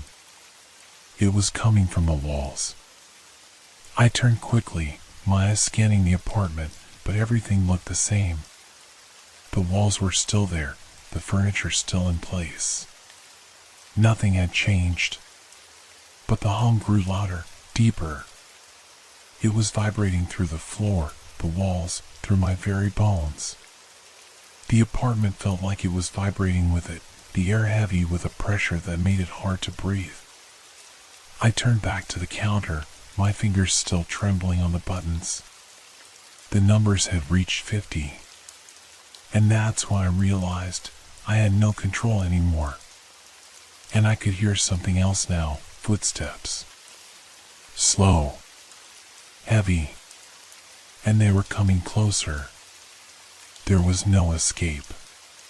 The footsteps were louder now, thumping through the apartment with an eerie rhythm, like they were in sync with the increasing hum that seemed to vibrate through every surface. My heart hammered in my chest, and I fought to breathe. The walls seemed to close in, pressing tighter, the weight of the unseen presence bearing down on me. My hands, still frozen on the counter, were slick with sweat. My mind screamed for me to run, to hide, but I couldn't move. I couldn't escape. The hum grew more intense, resonating through my bones, my teeth rattling in my skull. It was as if the entire apartment was alive, vibrating with a force I couldn't understand. My eyes darted around, trying to make sense of it all. But everything in the room was still, except for the counter, still ticking upward, relentless, its digital numbers climbing. The footsteps continued, louder, now just outside the room. They weren't just coming from one direction, they surrounded me, echoing from all corners of the apartment. How was that even possible? How could anyone, or anything, be in multiple places at once? Then, I saw it. A shadow, stretching across the floor. It wasn't a trick of the light. It wasn't my mind playing games. This was real. The shadow moved unnaturally, twisting and changing shape as it crawled across the floor toward me. The figure was back. But this time, it was different. It was no longer humanoid. Its form was a grotesque mass of shifting darkness, an amorphous thing that slithered and writhed like it was trying to pull itself together. As it moved, I could hear the scrape of its movements, like nails on a chalkboard, an awful screeching sound that made my skin crawl. The figure didn't make a sound as it advanced, only that horrible, unnatural scraping. I felt my stomach turn, my throat tightening with panic. Every instinct told me to get away, but I couldn't. My legs refused to obey. The footsteps continued, circling, coming from everywhere now. The hum resonated so deeply in the apartment that it felt as though it had invaded my very thoughts, twisting and distorting my sense of time and space. I forced myself to turn toward the counter again, desperation surging within me. The numbers were rising faster now, 70, 75, 76. Time was running out. I had to stop it. But nothing I did would work. The buttons on the counter were unresponsive, as if the device had grown too powerful, too out of control. And then, just as I was about to lose all hope, a voice, low and distorted, spoke from the shadows, its words clear as day. "You are too late." I whipped my head around, heart skipping a beat. The figure, if it could still be called that, had stopped moving. It stood before me, its swirling mass of darkness suspended in midair, as if waiting for something. The footsteps, too, had ceased. There was no sound except for the growing hum, which now felt like it was coming from inside my head, pounding through my skull. The shadow's voice echoed again, more clearly this time, but it wasn't just speaking to me, it was speaking through me. "It's already begun." I felt a cold, creeping sensation spread across my skin. It wasn't just fear. It was something else. A terrible, suffocating dread that gnawed at the edges of my mind. The hum was no longer external. It was inside me, shaking my very soul. I could feel it, its presence burrowing deeper and deeper with each passing second, as if it was claiming me, taking over. I stumbled backward, the back of my legs hitting the chair. I was dizzy, disoriented. The world around me felt unreal, as though I were detached from everything, floating in a void where nothing made sense. The shadow moved again. Slow. Methodical. It slithered across the floor, pulling itself forward like a snake. My vision blurred, my thoughts fragmented. The thing was speaking to me again, but the words were no longer clear. They were garbled, distorted, as if spoken through a filter, or perhaps, like they were coming from a place that didn't belong to this reality. You cannot stop it. You cannot escape it. It is everywhere. The temperature in the room dropped again.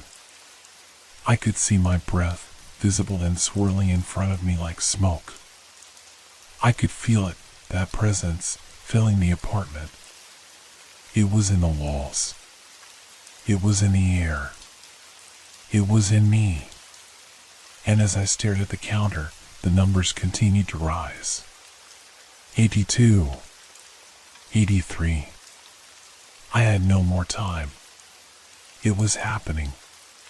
The shadow drew closer, its form twisting and distorting further, as if it were being pulled in by an unseen force, a force I couldn't comprehend. The hum grew louder, now a deafening roar that drowned out all other sound. My head pounded, my vision blurred with the intensity of the noise. The counter beeped again, signaling a new number, but I couldn't focus. I couldn't think. And then, in the deafening silence that followed, it happened. The floor beneath me trembled. The walls groaned.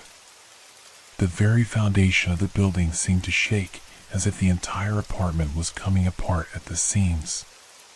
The lights flickered and buzzed. The hum reached its peak, a piercing, all-encompassing sound that rattled every bone in my body. And then, just as suddenly as it began, it stopped. The apartment was eerily still. The counter had stopped ticking. The shadows receded, leaving nothing but an empty, silent room. I was left standing there, breathless, with a faint taste of fear still in my mouth. But nothing was the same. The air felt different, heavier. It was as if the world had shifted somehow. I could feel it deep inside me, an unnatural presence, lingering in the very core of my being. It wasn't over. It had only just begun. I didn't know how I knew this, but I did. I turned to the door, instinctively, feeling the need to leave. But it wasn't just the apartment. I knew, without a doubt, that I couldn't escape it. That whatever had been set in motion was already beyond my control. The countdown had reached 0. And now, it was my turn to face the consequences. The apartment felt even more oppressive now, like the walls were closing in, the air thick with a presence I couldn't shake. The hum had stopped, but I could still feel its echo, vibrating inside my bones. I stood there, frozen, my mind desperately trying to make sense of what had just happened. Had I imagined it? The shadow? The voice? The sensation of time distorting itself? No. It was real. It had to be. I could feel it lingering in the very fabric of this place, and I knew it wouldn't be long before whatever was left in this room began to unravel everything around me. I turned toward the door, and then, without warning, a sound broke through the silence, the unmistakable click of the lock turning. The door to the apartment was still shut. It had been locked from the inside, and there was no reason for it to open. My breath hitched, my heart racing again as I stared at it. My body tensed, every instinct screaming for me to run. The door creaked, slowly, unnaturally, as if something was trying to push through it. The wood groaned, the hinges protesting with a low, painful sound. But nothing happened. No figure emerged. There was just the sound. And the room, suffocatingly still. I couldn't move. I couldn't breathe. And then I heard it again. The voice. It was faint at first, like it was coming from a distant part of my mind. A whisper, so low it sent shivers crawling across my skin. But as it grew louder, I realized it was real. It was the same distorted, garbled voice I had heard before. You shouldn't have come back. I didn't need to see the figure to know it was there, behind the door, waiting. Its presence filled the room with a chilling certainty. The door didn't open any wider, but the air around it seemed to ripple. Someone, was on the other side. I backed away slowly, my legs trembling beneath me. The ticking of the counter had stopped, but the fear was still climbing inside me, growing, gnawing at the edges of my sanity. The shadow was out there, waiting. I had to leave. But the door wouldn't open. The doorknob wouldn't budge. I slammed my shoulder against it, pushing with everything I had, but it felt as though the door itself had become a part of the wall. Solid. Unyielding. The room felt smaller now, suffocating. And then, as if in response to my panic, the hum returned, faint at first, but growing louder, reverberating through the floorboards, the walls, the very air. It was no longer just a sound. It was a presence. A force. I didn't know how much longer I could keep myself together. Every inch of me was screaming for release, for escape. But there was no way out. Not anymore. The voice came again, closer this time. You cannot escape. You cannot run from it. I turned, frantically searching the apartment for an answer, a way out, anything. The room was dim, the flickering light casting long shadows across the walls. The counter, still on, still counting, its numbers climbing once again, was the only thing in the room that seemed normal. But it wasn't normal. Nothing was. The world had changed, bent, become something else. The shadow moved again. It slithered, creeping toward me from the corners of the room. The walls groaned, the air itself thickened, and the temperature dropped. And then I saw it. A reflection. But it wasn't mine. It was a pale, distorted figure standing behind me in the cracked mirror by the door. The figure was nothing like the shadow. It was human, its features, a distorted version of my own. Its eyes were dark, hollow, its skin ashen and cold. It wasn't just following me. It was me. The reflection didn't move like I did. It stood still, its dark eyes locked onto mine, the mouth stretched in an unnatural grin. The figure in the mirror was mocking me, as if it knew something I didn't, something I couldn't understand. In a blind panic, I turned away from the mirror, pressing my back against the door. My heart was pounding in my chest, my hands trembling. But the reflection followed. It wasn't just in the mirror anymore. The figure was in the room with me. Standing directly in front of me, its distorted smile widening, its eyes burning with that empty, infinite void. You can't escape, the voice echoed once more. This is your place. Your moment. There's no going back. I gasped for air, struggling to comprehend what was happening. My mind felt like it was splintering, the lines between reality and nightmare blurring. The shadow, my reflection, was closing in, and I couldn't stop it. My body froze. The room swirled in front of me, the world spinning out of control. The counter. The numbers. It was too late. The countdown had reached its end, but I hadn't seen it, hadn't realized the consequences. There was no way to stop it now. And then, the door to the apartment burst open with a deafening crash. A rush of wind swept through the room, the gust nearly knocking me off my feet. The world outside, dark and unfamiliar, beckoned. But it was too late. The door was no longer the way out. The world had shifted. The moment I stepped toward the open doorway, I knew. The reflection, my reflection, was no longer just in the room. It was in the hallway. It was everywhere. And I was trapped. The world was waiting, and I had no way out. I stood frozen, my body refusing to obey the impulse to run. The door was wide open, the gust of wind outside beckoning, but as I moved toward it, everything began to feel wrong. The reflection, no, the figure, was no longer confined to the mirror, nor was it just behind me. It was everywhere. Its presence saturated the room, seeping into every corner of my consciousness, into every shadow. It was watching me, waiting. My heart hammered against my chest, each beat threatening to break free from my ribs.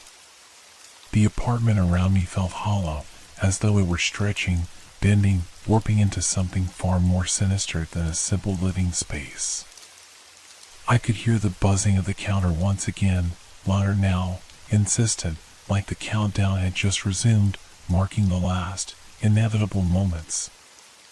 "You can't leave," the voice whispered again, its sound a sickening blend of familiarity and distortion, almost as though it had grown inside my own mind.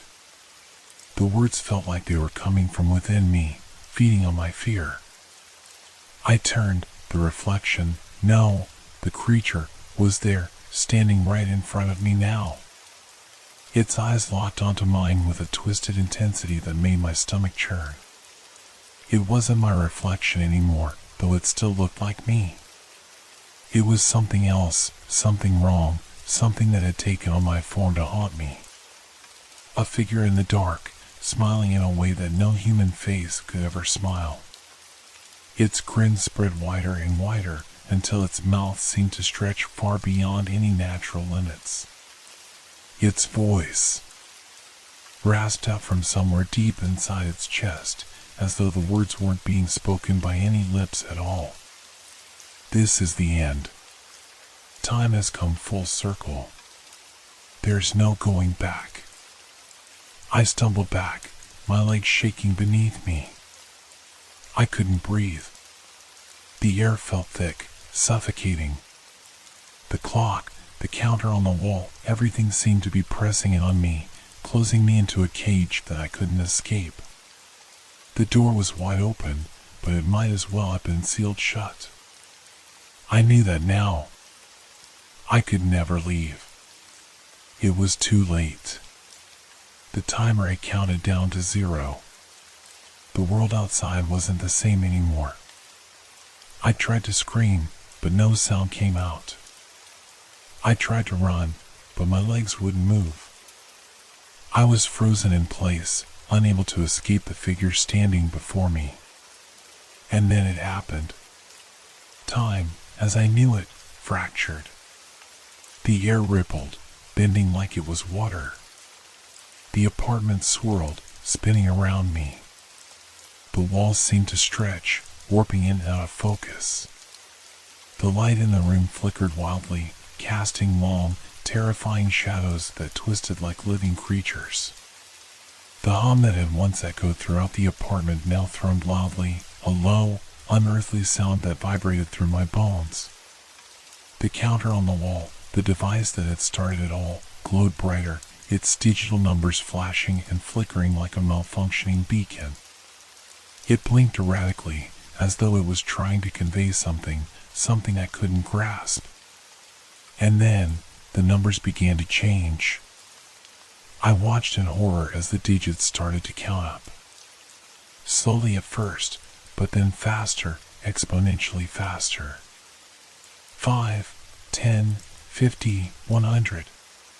The numbers kept climbing, each digit a cruel reminder of the time I had already lost, of the time that was slipping away and pulling me deeper into this strange, twisted reality.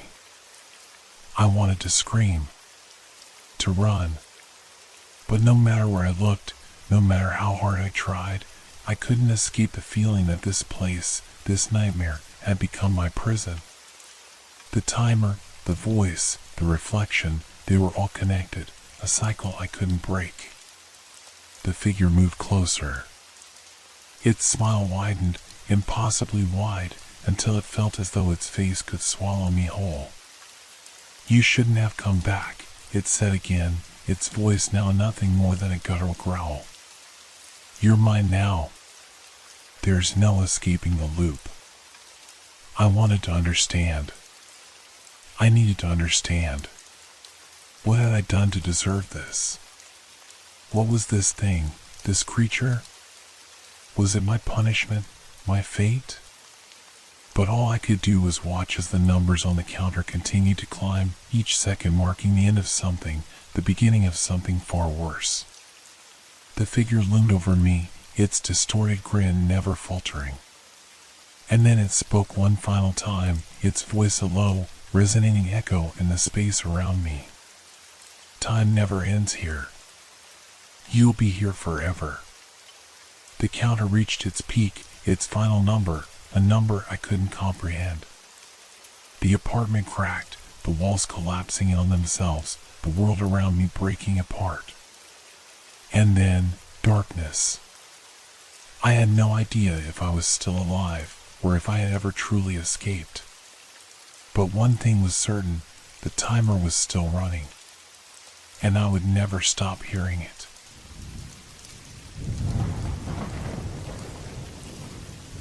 Have you ever had the feeling that something was watching you, even though you were alone? I never thought much about it until it started happening to me. It began one evening, after a long day at work. I had just moved into this old apartment, a small one-bedroom unit on the 4th floor of a building that had seen better days. The place had character, cracked paint on the walls, creaky floors, the kind of place that seemed to carry the weight of years, even decades. But it was cheap, and at the time, that was all I could afford. I'd been unpacking for hours, sorting through boxes, when I noticed something strange. At first, I thought it was just a trick of the light, something about the way the late afternoon sun hit the walls. But as I walked closer, I realized it was a drawing. Not a crack or stain, but an actual image etched into the wall. It was a simple one at first, a small sketch of a tree, its branches reaching upward, almost like a silhouette against the setting sun. I stood there, staring at it, wondering how it had gotten there. I hadn't noticed it when I first moved in, and I definitely hadn't made it. I ran my fingers along the wall, but the drawing didn't feel like it was on the surface. It was almost as if the wall itself had formed the image, as though the house itself was trying to speak. I tried to brush it off, but it lingered in my mind. I convinced myself it was just a stain, or maybe someone had left a mark before I moved in. But when I turned away, I couldn't shake the feeling that the drawing was watching me. That night, I tried to forget about it. I ate dinner, took a shower, and finally went to bed. But sleep didn't come easily. The apartment felt too quiet, too still. My mind kept drifting back to the drawing. And then, just as I was beginning to drift off, I heard a noise, a faint scratching, like something against the wall. I jumped out of bed, heart racing. The room was dark, but the scratching continued, faint but persistent. I felt my breath catch in my throat as I stood frozen in place, listening. It sounded like someone was on the other side of the wall, scraping against it. But that was impossible. No one lived next door. The apartment building was empty on the other side. I rushed to the wall, pressing my ear against it. The sound stopped, and the room was eerily silent once again. I pulled away from the wall, my mind racing. Maybe I was just imagining things. Maybe it was just the old pipes or the building settling. I returned to bed, trying to ignore the unease that had crept into my chest. But the next morning, when I woke up and went into the living room, I froze. There was another drawing on the wall. This time, it was a picture of a person, a figure, standing in front of a door. The details were strange, almost too real. The face of the figure wasn't entirely clear, but the outline was unmistakable. It was me. I stepped back, my mind reeling. How was this possible? I had never drawn anything like this. I hadn't even seen the wall in the dark. Yet, somehow, there it was. A picture of me, standing at the door of this very apartment. I felt a cold chill crawl up my spine, and I knew something was wrong. This wasn't just a coincidence. This wasn't just an odd quirk of the old building. I was being watched. As the days passed, the drawings kept appearing. They were always of things I had done, moments from my daily life, scenes that seemed to capture me at my most vulnerable. Sometimes they were harmless, almost comforting, like drawings of me sitting on the couch, reading a book, or standing by the window, looking out at the city. But other times, they were different. The drawings began to show things that hadn't happened yet. Things that filled me with a growing sense of dread. One evening, I returned home to find a new drawing. This one showed me standing in the hallway, but the door to my apartment was open, and the hallway beyond was dark, too dark. And standing in the shadows, barely visible, was a figure. The figure was tall and unnaturally thin, its face obscured by the darkness. I could barely make out the shape, but I knew, with a sinking feeling, that it was something I was meant to see. The next morning, I woke up with the distinct feeling that I wasn't alone. The air in the apartment felt heavy, charged, as if something was about to happen. As I walked through the rooms, I tried to shake off the unease that clung to me like a second skin. But I couldn't escape it. I had to know what was coming. The next drawing, this one, was different. It wasn't like the others. It wasn't a simple sketch of my life. No, this one showed something far worse. A scene that would change everything. The drawing showed me, lying on the floor, a pool of blood around me. My body was contorted in a way that didn't look natural. And standing above me, watching, was the figure from the shadows. I stood in front of it, frozen in horror. The air felt thick, as though the room itself was closing in on me. How had it known this? How had the drawing known what was going to happen? And that's when I heard it. A knock at the door. The knock came again, louder this time. I froze, staring at the door, my heart thumping in my chest. It was only a knock. That's all it was. Just a knock.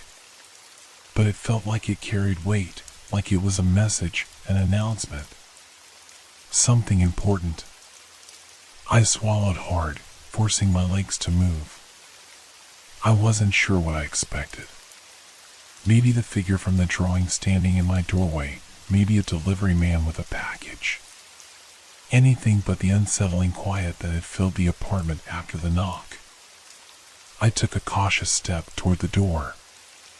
Every sound seemed amplified, the creak of the floorboards underfoot, my breathing, the rhythm of my heartbeat. I was acutely aware of every sensation, every detail. The silence of the apartment was suffocating. The drawing still hung on the wall, the figure looming in the shadows, the blood pooling around my body. I couldn't stop thinking about it. I couldn't escape it. My hand trembled as it reached for the door handle.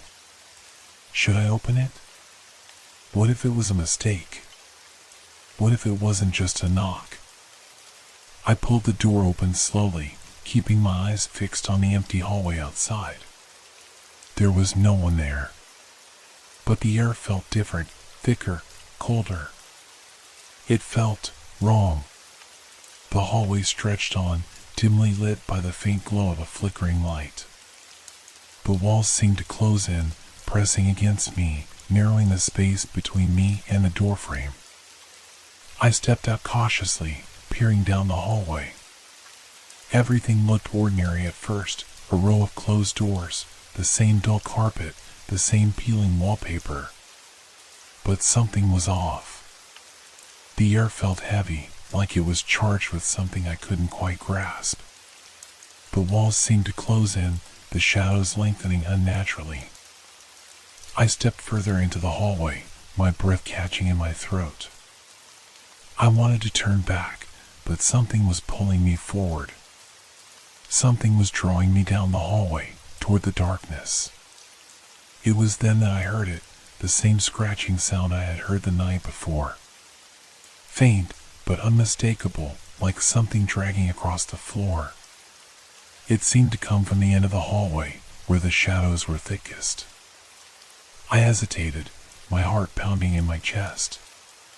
The sound grew louder, closer. My feet were moving on their own, despite every instinct telling me to run, to get back to the safety of my apartment. But my legs wouldn't obey. They kept moving, step after step, down the hallway until I reached the source of the noise. There, at the far end, stood a door, one I hadn't noticed before. It wasn't there last night, I was sure of it. It was a door that looked like all the others, but there was something about it, something wrong. It was slightly ajar, just enough for me to see the darkness beyond. The scratching sound was louder now, sharper. It was coming from inside. I stood frozen, staring at the door. I wanted to run. I wanted to turn back. But the same pull, the same force that had guided me to this point, held me in place. I couldn't look away. I couldn't move. I reached for the door, my hand trembling. As soon as my fingers brushed against the wood, the scratching stopped. The silence was deafening, and I felt my breath catch in my throat. My hand hovered above the door handle, and for a moment I thought I heard something, whispers, too soft to understand, too faint to make sense of. But they were there, just on the edge of my hearing, like a voice calling from the other side. I took a deep breath and pushed the door open. The room beyond was empty. But it wasn't just an empty room, it was the room from the drawing. I stumbled back in shock, my heart racing. It was exactly the same, the walls, the floor, the way the light flickered above. It was like stepping into the future, like the drawing had somehow come to life. And then, I saw it. At the center of the room, in the exact spot where the blood had pooled around my body in the drawing, was a large, dark stain. It was fresh, sticky, the smell of it thick and metallic in the air. I felt my stomach churn. My knees buckled, and I grabbed the doorframe to steady myself. My mind spun. This was impossible. How could this be? This room wasn't supposed to exist. It wasn't supposed to be real. And then, from the corner of the room, I saw something move. It was a shadow, shifting in the dim light. It was no more than a flicker, a blur, but it was enough to make my blood run cold. It wasn't just a shadow. It was something, someone. It was the figure from the drawings. The tall, thin shape, its face obscured by the darkness. I couldn't move. I couldn't breathe. The figure stepped forward, its presence so overwhelming that it felt like the walls themselves were closing in on me. The air turned colder, sharper. And then I heard a voice, low, guttural, almost a whisper. "You shouldn't have opened the door." The words echoed in my mind, and I stumbled backward, my heart racing, my body shaking with fear. I couldn't think, couldn't comprehend what was happening. All I knew was that the figure was real, and it was coming for me. I didn't know how long I stood there, frozen in the doorway. Time seemed to stretch and warp, the air thick with the oppressive weight of whatever was in that room. My body trembled uncontrollably as my mind struggled to process what I was seeing. The figure stood motionless, its outline blending with the shadows in a way that made it almost part of the darkness itself. "You shouldn't have opened the door," the voice repeated, but now it sounded distant, like it was coming from far away, even though the figure hadn't moved. The words crawled under my skin, chilling me to the core. They weren't just a warning. They were a promise. My legs finally obeyed, and I stumbled back down the hallway, slamming the door shut behind me. The sound of the latch clicking into place was deafening in the quiet apartment. I pressed my back against the door, panting, trying to steady my breath. My pulse hammered in my ears. I had to get out. I had to leave this place. Whatever it was, whatever that thing was, it wasn't just a drawing, it wasn't just a coincidence. It was real. It had been waiting for me. I looked around the hallway, trying to ground myself in the familiar. But everything felt wrong now. The walls seemed to close in on me, the floors groaning under the weight of something unseen, and I could still feel the presence of the figure, lingering, watching. My heart raced, my thoughts scattered like leaves in the wind. I turned back to the apartment door.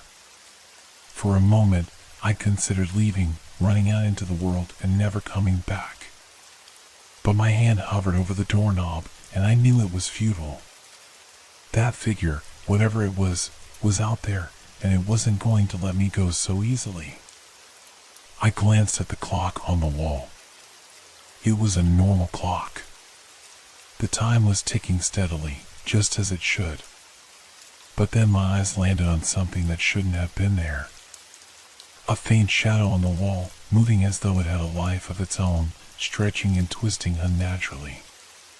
The time on the clock changed. It wasn't just a few minutes ahead. No, it was hours ahead. The numbers had jumped, had shifted in a way that shouldn't have been possible. It took me a second to realize that the countdown from the mysterious device had continued. I rushed over to the counter where I'd left it, and there it was, sitting innocently, blinking, its numbers rapidly ticking down. But now, it was different. The time remaining had shifted. It was closer. It wasn't just counting down to zero, it was counting down to something else. Something I couldn't see, but I felt deep in my bones. I backed away from it, my hands shaking. The room was getting colder, and the shadows from the walls seemed to stretch toward me like long fingers, reaching for me, beckoning me closer. Then came the sound again, the scratching. A soft, persistent noise, like something being dragged across the floor. It was faint at first, but it grew louder. Closer. More urgent. It echoed through the apartment, reverberating in my mind. I glanced at the clock again. The countdown was dangerously close to zero.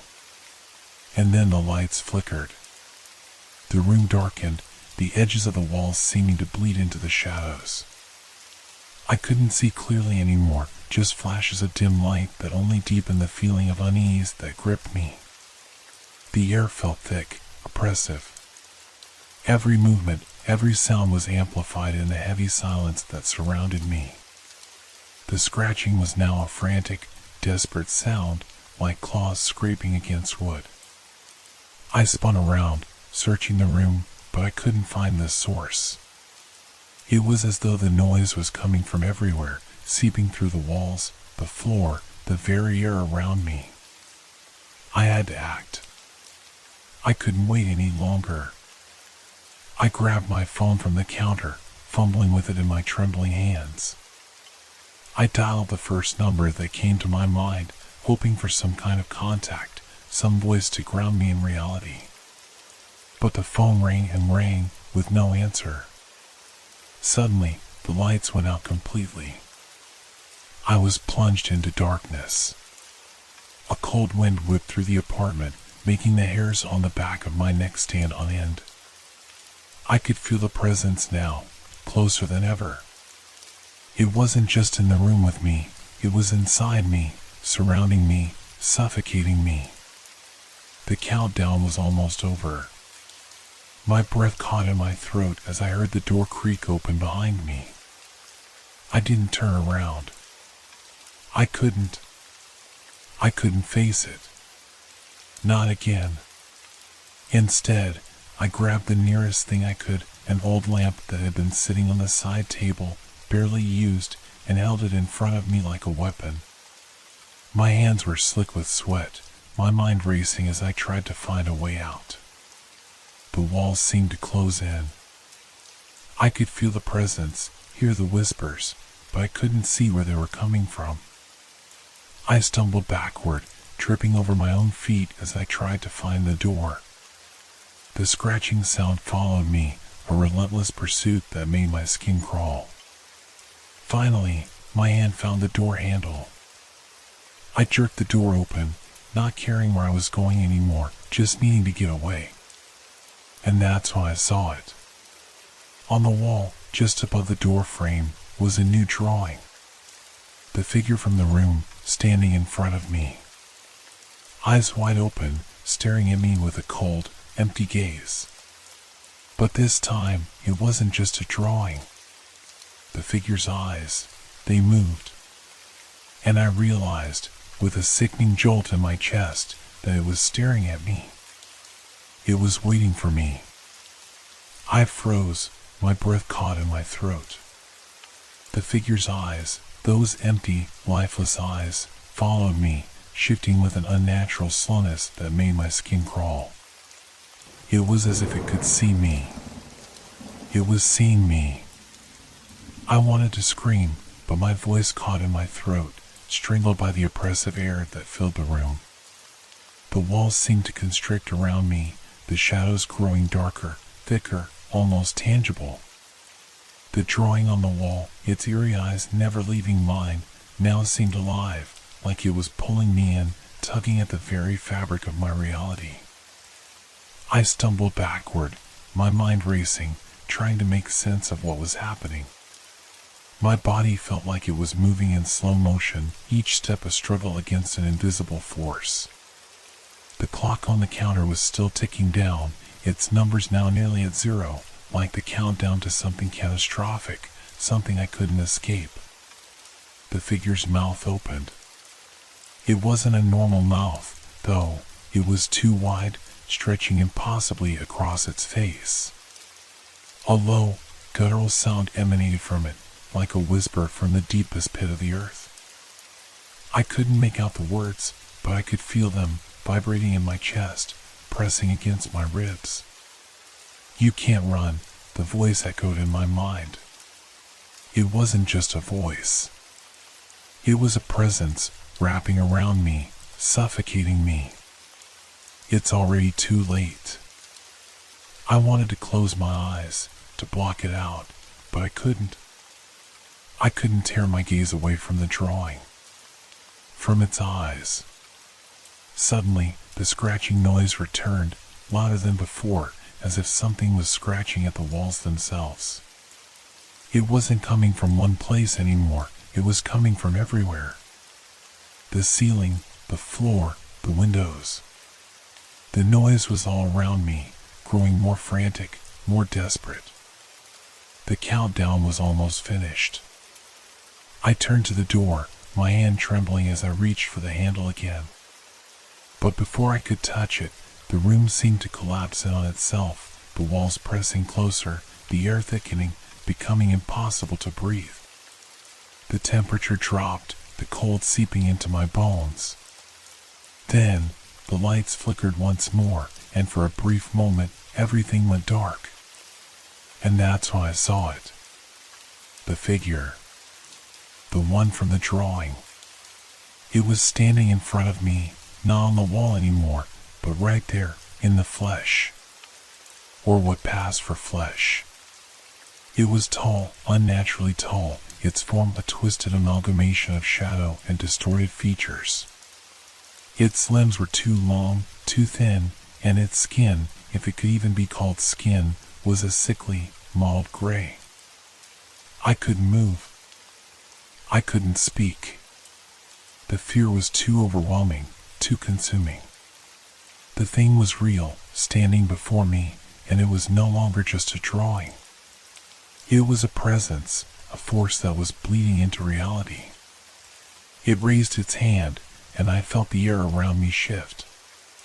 The temperature dropped even further, the cold now biting at my skin, numbing me from the inside out.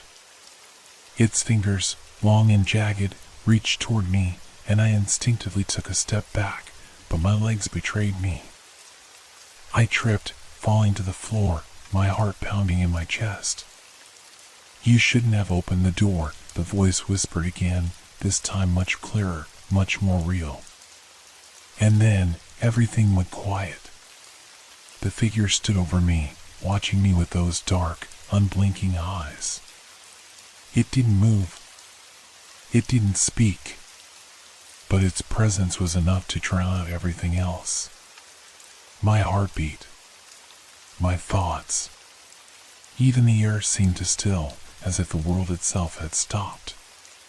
The countdown. The time on the device. It reached 0. And that was when I felt it. A wave of pressure. As if time itself had fractured, bent in on itself. The room seemed to warp, the walls warping like liquid, as if the very space around me was unraveling. I tried to scream. I tried to move, to escape, but I couldn't. My body was frozen, my mind screaming, but my mouth remained closed. I was trapped in this moment, in this thing. And then, the drawing on the wall, the one with the eyes that followed me, began to move. The line stretched, the figure stepping out of the wall, its form twisting and distorting. It was no longer a drawing, it was flesh. It was real. I had become part of it. The pressure around me tightened, and I realized, with sickening clarity, that the world I had known was gone. It had changed, replaced by something darker, something that shouldn't exist. I could feel the darkness pressing in around me, and then, just as quickly as it had come, the lights flickered back on. The room was back to normal. Or at least, it seemed normal. But I knew better now. I could still feel the presence, lurking in the corners of the room, just out of sight. I was not alone anymore. And it wasn't over. It had only just begun. I woke up in my bed, drenched in sweat, my heart hammering in my chest. The faint remnants of the nightmare still clung to me, like an invisible weight. I rubbed my eyes, trying to shake off the lingering terror. It had felt so real, too real. I had to remind myself that it was just a dream. It had to be. There was no other explanation. But then, as I looked around my room, I saw it. The small, electronic device, the one that had started the countdown, was sitting on my bedside table. It was blinking again, and the countdown had started once more. I stared at it, a cold sweat running down my spine. The sound of the ticking countdown echoed in my mind, each passing second tightening the grip of dread around my chest. I could feel my pulse racing, my hands trembling as I reached for the device. My fingers brushed against its smooth surface, and I recoiled, as if the mere touch of it could pull me back into that nightmare. The screen blinked, 3 days remaining. I had thought, perhaps foolishly, that waking up meant the end of it. But now I understood. It wasn't just a dream. It wasn't a mere trick of my mind. The drawing on the walls, the figure that haunted me, they were all too real, and they had crossed over. I stood up, pacing back and forth in my room. The walls felt as if they were closing in on me again, the same suffocating weight pressing on my chest. I tried to take deep breaths, but it didn't help. The very air felt wrong, thick and oppressive, as if something was watching me from the shadows, waiting. There had to be a way to stop this. To stop the countdown. I moved to the living room, hoping to find something, anything, that might explain why this was happening. The apartment felt unnaturally quiet, no sounds of the city outside, no hum of the refrigerator. It was as if the world had gone still. I walked around, checking every corner of the room, but everything was as it should be. The same couch, the same furniture, the same walls. But they weren't the same. Not anymore. I stopped in front of the wall where the drawings had first appeared. They were still there. At first, it seemed like just another random scribble, but as I studied it more closely, I saw that it was different. The figures, the shapes, they were moving. They were alive. The eyes were watching me again. I backed away slowly, my mind racing, trying to find a logical explanation. But there was no logic in this. No reason. No explanation. I grabbed my phone, desperate to reach someone, anyone, who could help. But when I unlocked the screen, I saw the time. It was wrong. The numbers didn't match up with reality. They were all wrong. And just like that, I felt it, the cold creeping up my spine, the undeniable feeling that something was wrong with time itself. The device on the table beeped again. I turned toward it. The screen flickered, and the numbers changed, 2 days remaining. I felt my breath catch in my throat. There was no more time. Whatever was happening, whatever force was behind this, was getting closer. I had to find a way to stop it before it was too late. But how? The drawings. The countdown. The eyes that followed me. It was all connected. I was sure of it now. It was as if I had stumbled into a trap, a never-ending cycle that I couldn't escape. The walls were closing in, the room warping around me, the shadows growing darker with each passing moment. I grabbed the nearest object, a lamp, and threw it across the room in a burst of frustration.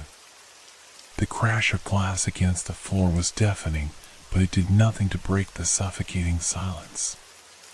The countdown continued, relentlessly ticking down. And then I saw it. The figure. It wasn't on the wall this time. It wasn't just a drawing anymore. It was standing in the doorway, its long, thin limbs casting a grotesque shadow across the floor. The eyes were glowing now, bright and predatory, locked onto me with an intensity that made my stomach churn.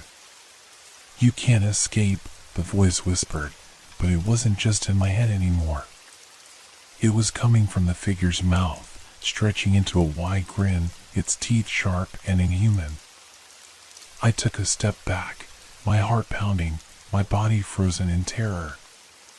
The figure's form shifted, distorting, becoming even more monstrous, its limbs stretching unnaturally long, the shadows wrapping around it like tendrils. I tried to move, to run, but my legs felt heavy, like they were stuck in molasses. The figure stepped forward, its presence swallowing the space around me, and I felt a crushing weight on my chest, as if the very air had thickened, become impossible to breathe. And then the device beeped once more. 1 day remaining. I wanted to scream. I wanted to tear my eyes away from the figure, to close them and shut it all out. But I couldn't. I couldn't escape its gaze. The walls were closing in, the shadows stretching and pulling, the air thick with dread. And then the countdown hit 0. The room erupted in chaos. The walls seemed to buckle under some unseen pressure, the floor cracking open beneath me. I stumbled back, my hands reaching out for something, anything to hold on to. The room was no longer a room, it was a vortex, twisting, warping, folding in on itself. The figure was there, right in front of me, its eyes now burning with an unnatural light. Its grin stretched impossibly wide, and I felt a cold, suffocating force wrapping around me, pulling me toward it. I opened my mouth to scream, but no sound came out. My body refused to obey, every instinct telling me to flee, to escape, but it was too late. The drawing on the wall, the one with the eyes, shifted, its form becoming even more distorted. It was no longer just a drawing. It was alive. It was pulling me in, dragging me into the very fabric of the nightmare. And then, the world went black. I woke up again. But this time, it wasn't in my apartment. It wasn't in the place I had known. The walls were different. The air was thick, heavy with an oppressive silence. I stood up, my legs shaky, my body trembling from the ordeal. The device was gone. But the walls, they were still there. The drawings. The eyes. Watching me. And I realized, with a sickening clarity, that it was never over. The countdown had only just begun again.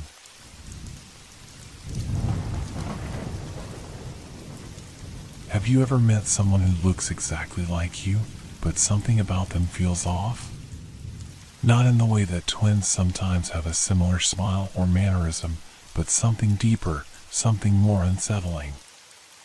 I did. And I haven't been the same since. It started on ordinary Wednesday. I was running late for work, as usual, rushing through my morning routine. I didn't expect anything to be different. But when I passed by the coffee shop on my way to the office, I saw him. At first, I thought it was a reflection.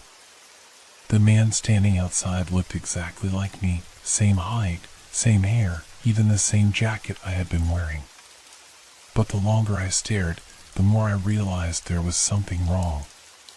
Something was off in his posture. His movements were too deliberate, too precise. He wasn't just standing there, waiting for his coffee. He was waiting for me to notice him. I stopped dead in my tracks, my breath catching in my throat. The man looked at me, and I swear it was as if he recognized me. But he didn't smile. His eyes were cold, calculating, and something in that gaze made the hair on the back of my neck stand up. I didn't know him. He couldn't have been me. But then, he tilted his head slightly, almost as if mocking me. As if saying, I know you better than you know yourself. I had no choice but to continue walking. The last thing I needed was to get caught up in some strange encounter. But even as I walked away, I couldn't shake the feeling that the stranger, my doppelganger, was still watching me. His gaze, searing through the back of my head, followed me all the way down the street. That night, the unease stayed with me. I tried to shake it off. Maybe it was a coincidence. Maybe it was just someone who looked like me. But when I arrived home and looked into the mirror, I couldn't help but feel as though my own reflection was staring back at me with a knowing smirk. I turned away quickly, brushing it off as exhaustion. The next few days, I kept seeing him. It wasn't just outside the coffee shop anymore. He was in the grocery store, at the gym, walking down my street. No matter where I went, I could feel his presence, lurking just out of my sight. But whenever I turned to confront him, he was gone. It was like he was one step ahead of me, always out of reach. One afternoon, I saw him again, this time in my building's lobby. I was standing at the elevator, waiting for the door to open, when I caught a glimpse of him through the glass doors. There he was, in the reflection, standing still, watching. I froze, my heart pounding in my chest. He didn't move. It was like he was daring me to approach, daring me to see if he was real. His face, so eerily familiar, was no longer a mere mirror of my own. It was different. A little too sharp. His lips barely parted into a smile, but it wasn't a smile of recognition. It was a smile of something else. Something darker. I rushed inside the elevator, pressing the button for my floor. I watched the doors close, but even as they shut, I could feel his gaze burning into me. I could feel his presence on the other side, waiting. That night, I locked all the windows and doors. I stayed up late, eyes darting to every creak and groan in the apartment, wondering if he was watching me through the cracks, through the shadows. It felt like I wasn't alone anymore. The next morning, I received an email from work. The subject line read, "You're fired." I stared at the screen, confused. What was this? I hadn't received any warnings. There had been no indication that I was in trouble at work. I opened the email, and it was short, to the point. "You're not needed here anymore. We've found someone better for the role. Please return your ID badge." I was stunned. What was happening? Had I done something wrong? I called my boss, but there was no answer. I tried emailing HR, but they didn't respond either. Panic began to creep in. That's when the doorbell rang. I went to answer it, still rattled by the email, and when I opened the door, I almost couldn't believe my eyes. Standing in front of me was the man, my doppelganger. But this time, he wasn't just standing there. He was holding my ID badge, my work badge, in his hand. I took a step back. What? What are you doing here? His smile grew wider. He looked exactly like me, but his voice was wrong. It had a coldness to it that I couldn't place. "I'm here to take your place," he said, his voice low and deliberate. "You don't need it anymore. You've served your purpose." My stomach dropped. "No, you're not me. You're just someone who looks like me." He stepped closer, his eyes narrowing, his smile never fading. "You'll see soon enough. It's too late to run." I slammed the door in his face and locked it, but the feeling of dread lingered, a cold presence suffocating the air around me. I backed away from the door, unsure of what to do. He had my ID badge. He knew where I worked. How long had he been planning this? Every little thing I had done in the past few days seemed to be under his control. How did he know so much about me? Had he been watching me all along? I didn't know who to trust anymore. I didn't know if I could trust myself. And then it dawned on me, he wasn't just trying to replace me in the office. He wanted my life, my friends, my routine. He was trying to erase me. I was no longer sure what was real anymore. Was I the one who was in control of my life? Or had I already been replaced? Would I ever be able to tell the difference? I couldn't tell if it was him who was living my life or if it was me trying to live his. But there was one thing I was certain of. One of us wasn't going to survive this. It wasn't until the next morning that I fully realized the extent of what was happening. The feeling of unease that had been creeping into my life like a silent shadow had now completely engulfed me. I couldn't think straight, couldn't trust my own thoughts. Everything felt foreign, even though it was the same. I forced myself to go into work, hoping that the confrontation with the man, the one who looked exactly like me, had been some twisted dream. But when I walked through the office doors, the sight of my colleagues only deepened the panic building inside me. Their smiles were colder than usual, like they were hiding something.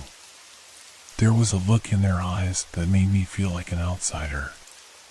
Then it hit me. I wasn't the one they were used to seeing. The man had been right. He had already taken my place.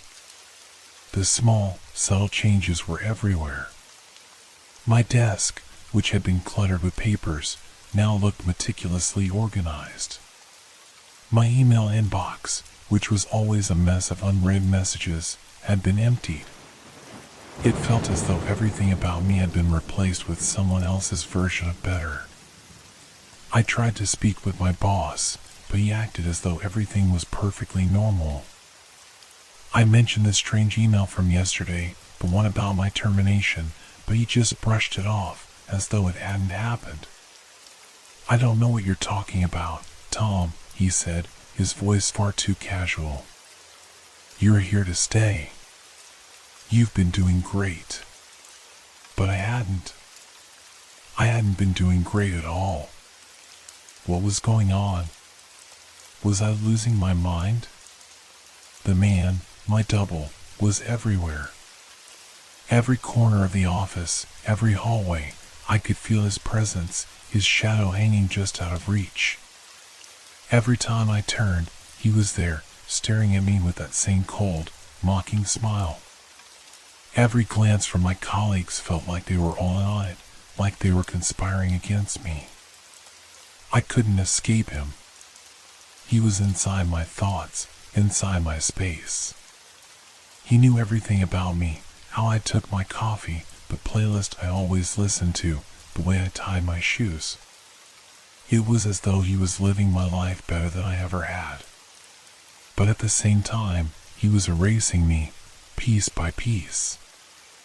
I tried to confront him again at lunch, hoping that by speaking to him directly, I could break the illusion.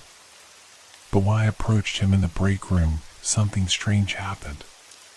He didn't just look like me anymore.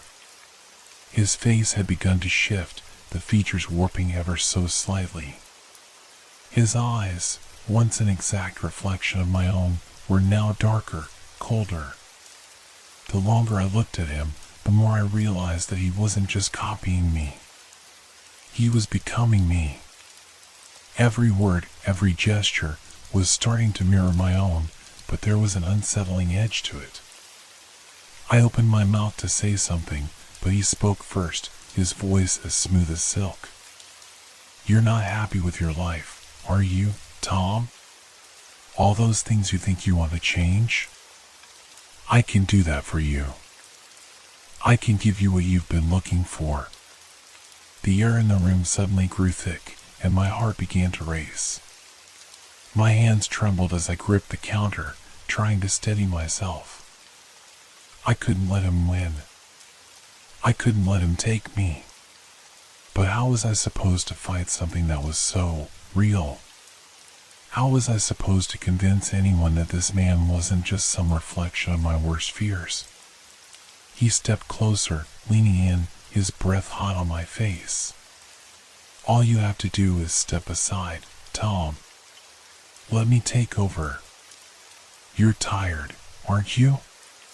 Tired of being second-rate. Let me take care of everything." I stepped back, suddenly feeling the weight of my own existence crash down on me. Who was I anymore? Was I really the one in control? Or was I just the shell of a man drifting through a life that wasn't mine? I didn't want to believe it, but every encounter with him made it harder to ignore. There were too many similarities between us, too many things I couldn't explain. I had to act fast. I had to do something. But what could I do when everything I tried only seemed to bring me closer to him? That night, I locked myself inside my apartment. The blinds were drawn tight, the door bolted shut. I couldn't let him in. He had to stay out there, wherever there was. But the longer I sat in the dark, the more I realized that the boundaries between us were starting to blur. There were moments, brief, fleeting, that I felt the presence of the man beside me. It wasn't physical. It was a sensation, a shadow in the corner of my mind. I could hear his voice when I closed my eyes. I could see his smile, feel his cold gaze. I couldn't escape him. No matter how hard I tried, he was becoming a part of me. Then, as I sat there in the silence, the doorbell rang. I froze. He's here. I didn't even need to ask who it was. I could feel it in my bones. He had come to claim what was his. To take me, to take everything. I stood up, heart pounding in my chest. The doorbell rang again, this time more insistently. I can't let him win. But how could I fight a version of myself that seemed more real than I was? I took a deep breath, bracing myself for what came next. I had to face him. And I had to make a choice. Would I let him erase me completely, or would I fight to reclaim my own life? But in that moment, I wasn't sure I knew which one was the real me anymore. I stood frozen in front of the door, heart hammering in my chest, every breath a struggle. The bell rang again, louder this time, as if the person on the other side knew how much I feared the confrontation. I took a step back. The cold, empty space of my apartment felt like it was closing in around me, pressing against my chest. I glanced toward the living room mirror, my reflection staring back at me, the same eyes, the same tired face.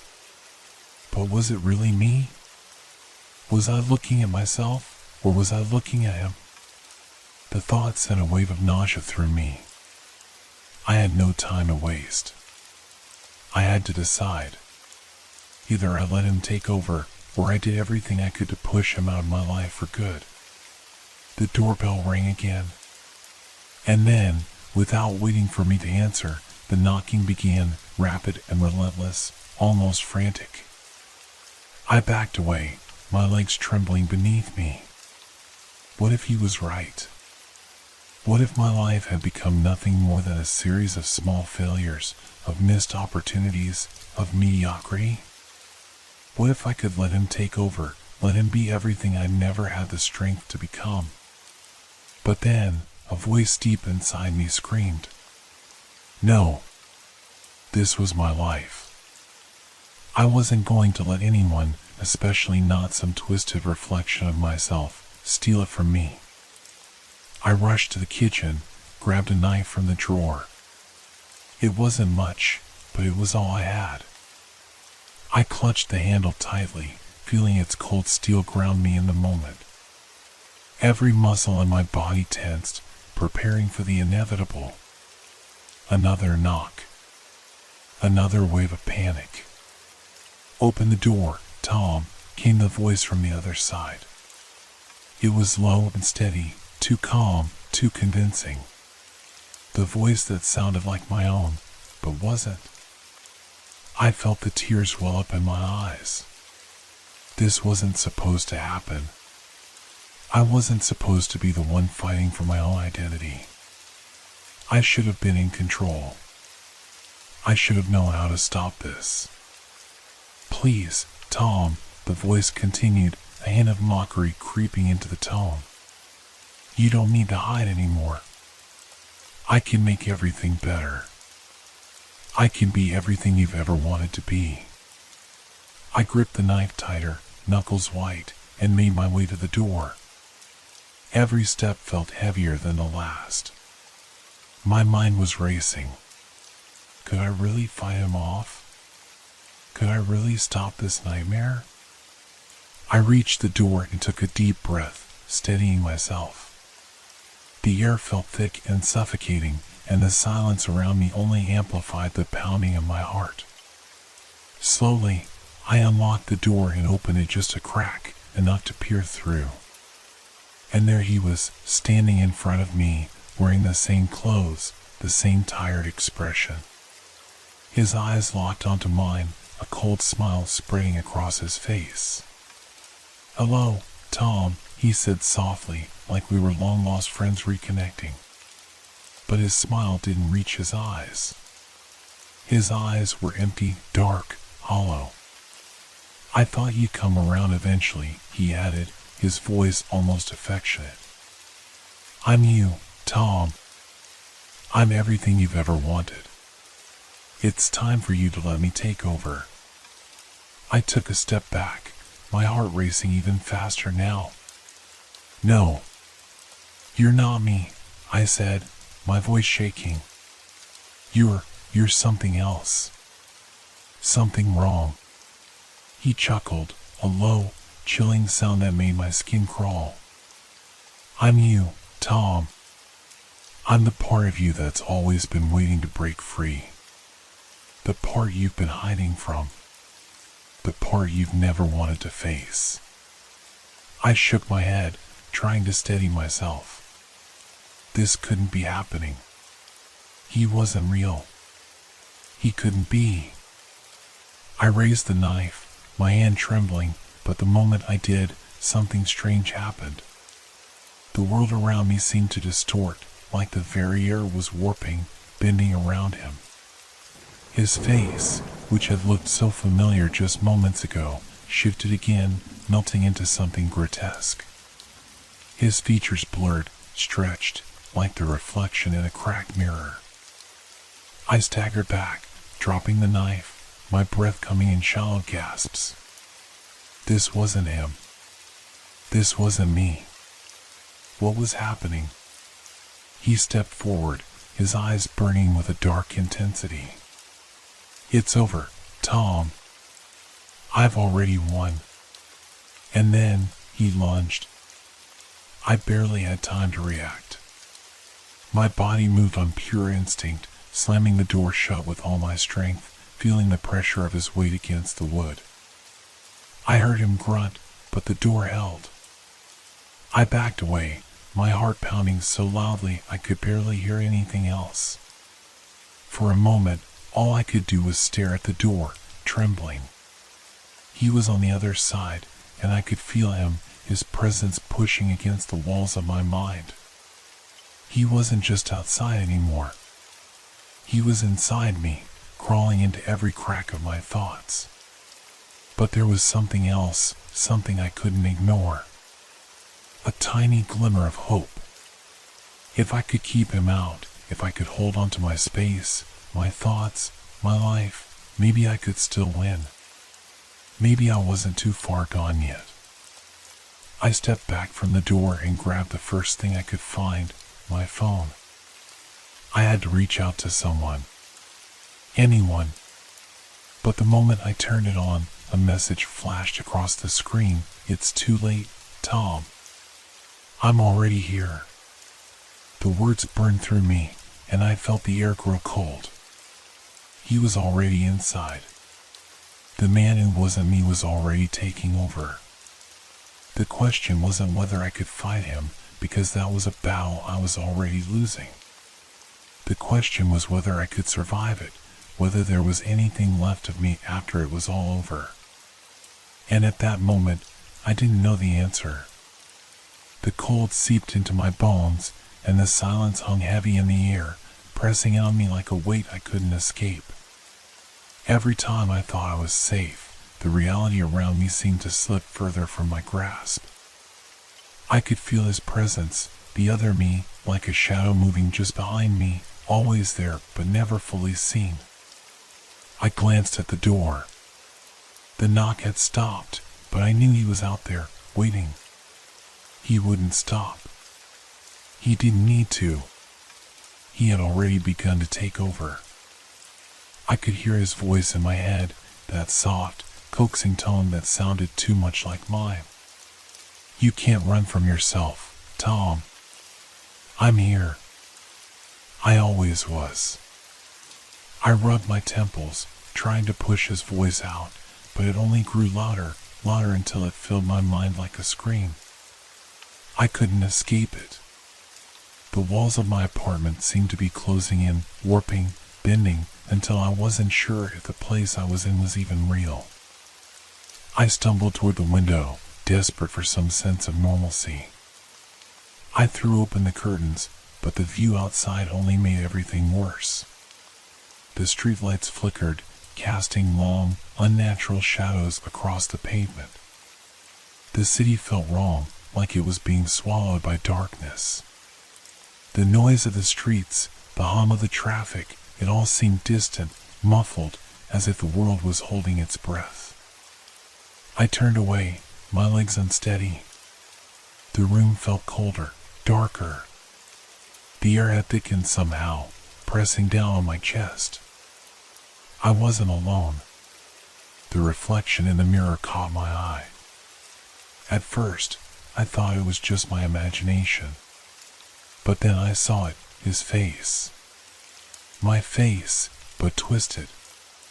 He stood behind me, watching me with that same knowing smile, the one that was both comforting and terrifying. His eyes were dark, hollow, empty, and they followed my every movement. You can't keep hiding, Tom. I'm inside you. You've always known I was here.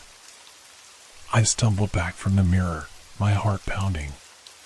The room seemed to grow smaller, the air more oppressive. I could hear his voice clearly now, but it wasn't coming from the mirror anymore. It was coming from all around me, echoing in the walls, in the very air I breathed. I rushed to the door, my hand shaking, fumbling with the lock. I had to get out. I had to escape before it was too late. But as I opened the door, I stopped dead in my tracks. There, standing in the hallway, was the other me. His expression was calm, almost serene. He looked exactly like me. No, not exactly. He was more perfect. There was a confidence in his posture, a kind of calm control that I had never known. The man I was now was no longer the same man who had walked into this apartment just days ago. This creature in front of me was someone else, someone who didn't fear, didn't hesitate. You can't run, Tom. This is your life now. You were always meant to be like me. I backed away, heart racing. My mind was screaming at me to run, to do something, anything, but my body refused to obey. I could feel my legs freeze, my thoughts spinning in circles. It's over. Just give in, he said, taking a slow step forward, his eyes never leaving mine. I wanted to fight. I wanted to scream, to push him away, but I couldn't. I felt as if something was holding me back, something deep within me.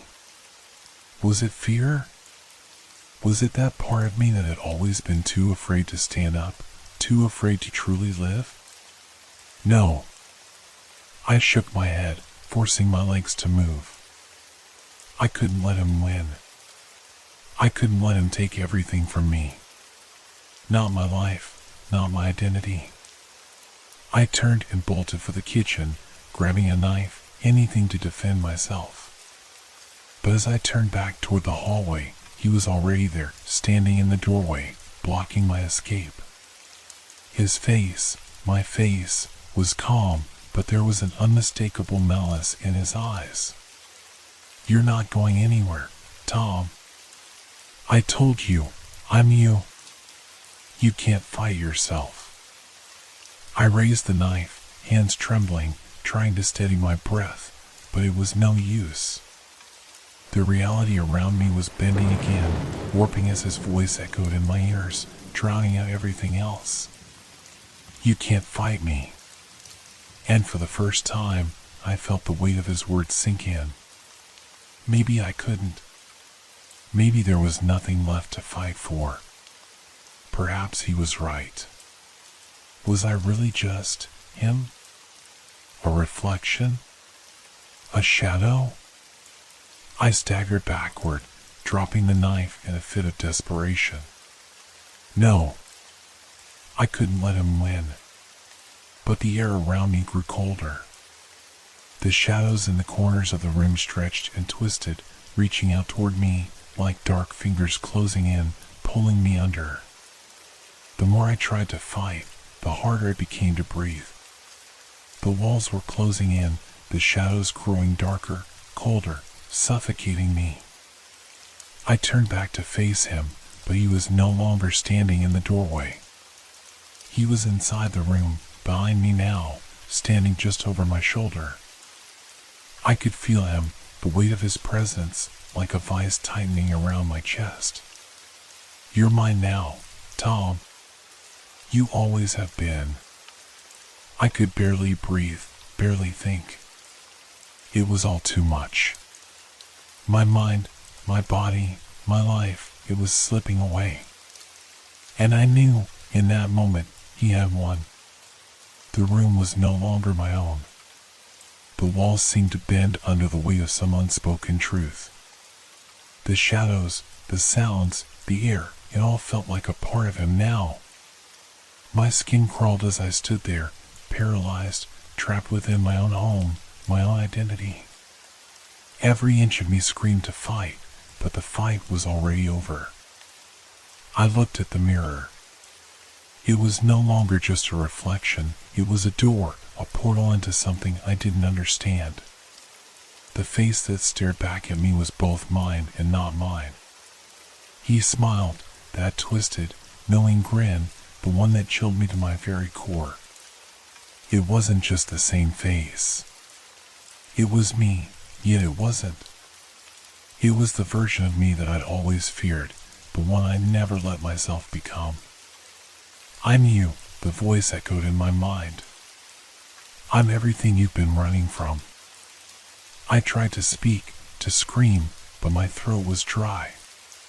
My mouth, my voice, everything felt foreign. His presence was suffocating, and with every passing second, I could feel myself slipping further away, becoming something else entirely. What had I become? What was I supposed to be? It's time, Tom, he whispered, his breath cold against the back of my neck. You've always known this would happen. The sooner you accept it, the sooner it will end. I turned to face him, the man who was me. The one who was not. The one who had taken everything from me. I couldn't move, couldn't think, couldn't escape. He was everywhere. His eyes were in mine, his thoughts were mine, his breath was mine. I felt a wave of panic rush over me. Was I losing myself? Was I dying, or was this something worse? How had it come to this? How had I let it get this far? Suddenly, the room seemed to fall silent. The shadows retreated. The air grew still. It was as if the world itself was waiting, holding its breath, as if time itself had frozen. Then he reached out to me. His hand, my hand, extended toward me like an offer of salvation. I felt it in my chest, that familiar pulse, the beat of my heart. Was it mine? Was it his? Was there even a difference anymore? Come with me, Tom. There's nothing left for you here. You're already me. Don't fight it. I felt something stir deep within me. A flicker of resistance. A whisper of defiance. I wanted to fight. I wanted to scream at him, at myself, to stop. To run. to break free from this nightmare. But as I reached out, I saw the truth. It wasn't a fight I could win. It wasn't something I could escape. The man who stood before me was not my enemy. He was my destiny, my reflection, the side of me I tried to bury, the part of me I had always feared. I closed my eyes, and for a moment everything went quiet. The world, the room, the shadows, they all faded away, leaving only the sound of my breath, shallow and unsteady. And when I opened my eyes again, he was gone. The room was empty, silent. But I wasn't alone. I stood there, in the middle of my apartment, trembling, heart pounding in my chest. I glanced around, expecting to see him, to hear his voice. But there was nothing. Just the same walls, the same reflection in the mirror. Except this time, it was different. I looked into the mirror, and for the first time, I didn't see him. I didn't see my double. I saw myself. But something was missing. Something had changed. The man I saw was still me, but he wasn't the same. He wasn't the person I had been before. He was someone new. Someone broken. Someone who had lost everything, and yet was still standing. I didn't know if it was a victory or a defeat. I didn't know if I had won or lost. But I knew one thing, I would never be the same again. And as I turned away from the mirror, I knew that whatever I had become, whatever this thing was that I had become, it was mine now. Forever. And that thought was more terrifying than anything else I had ever known.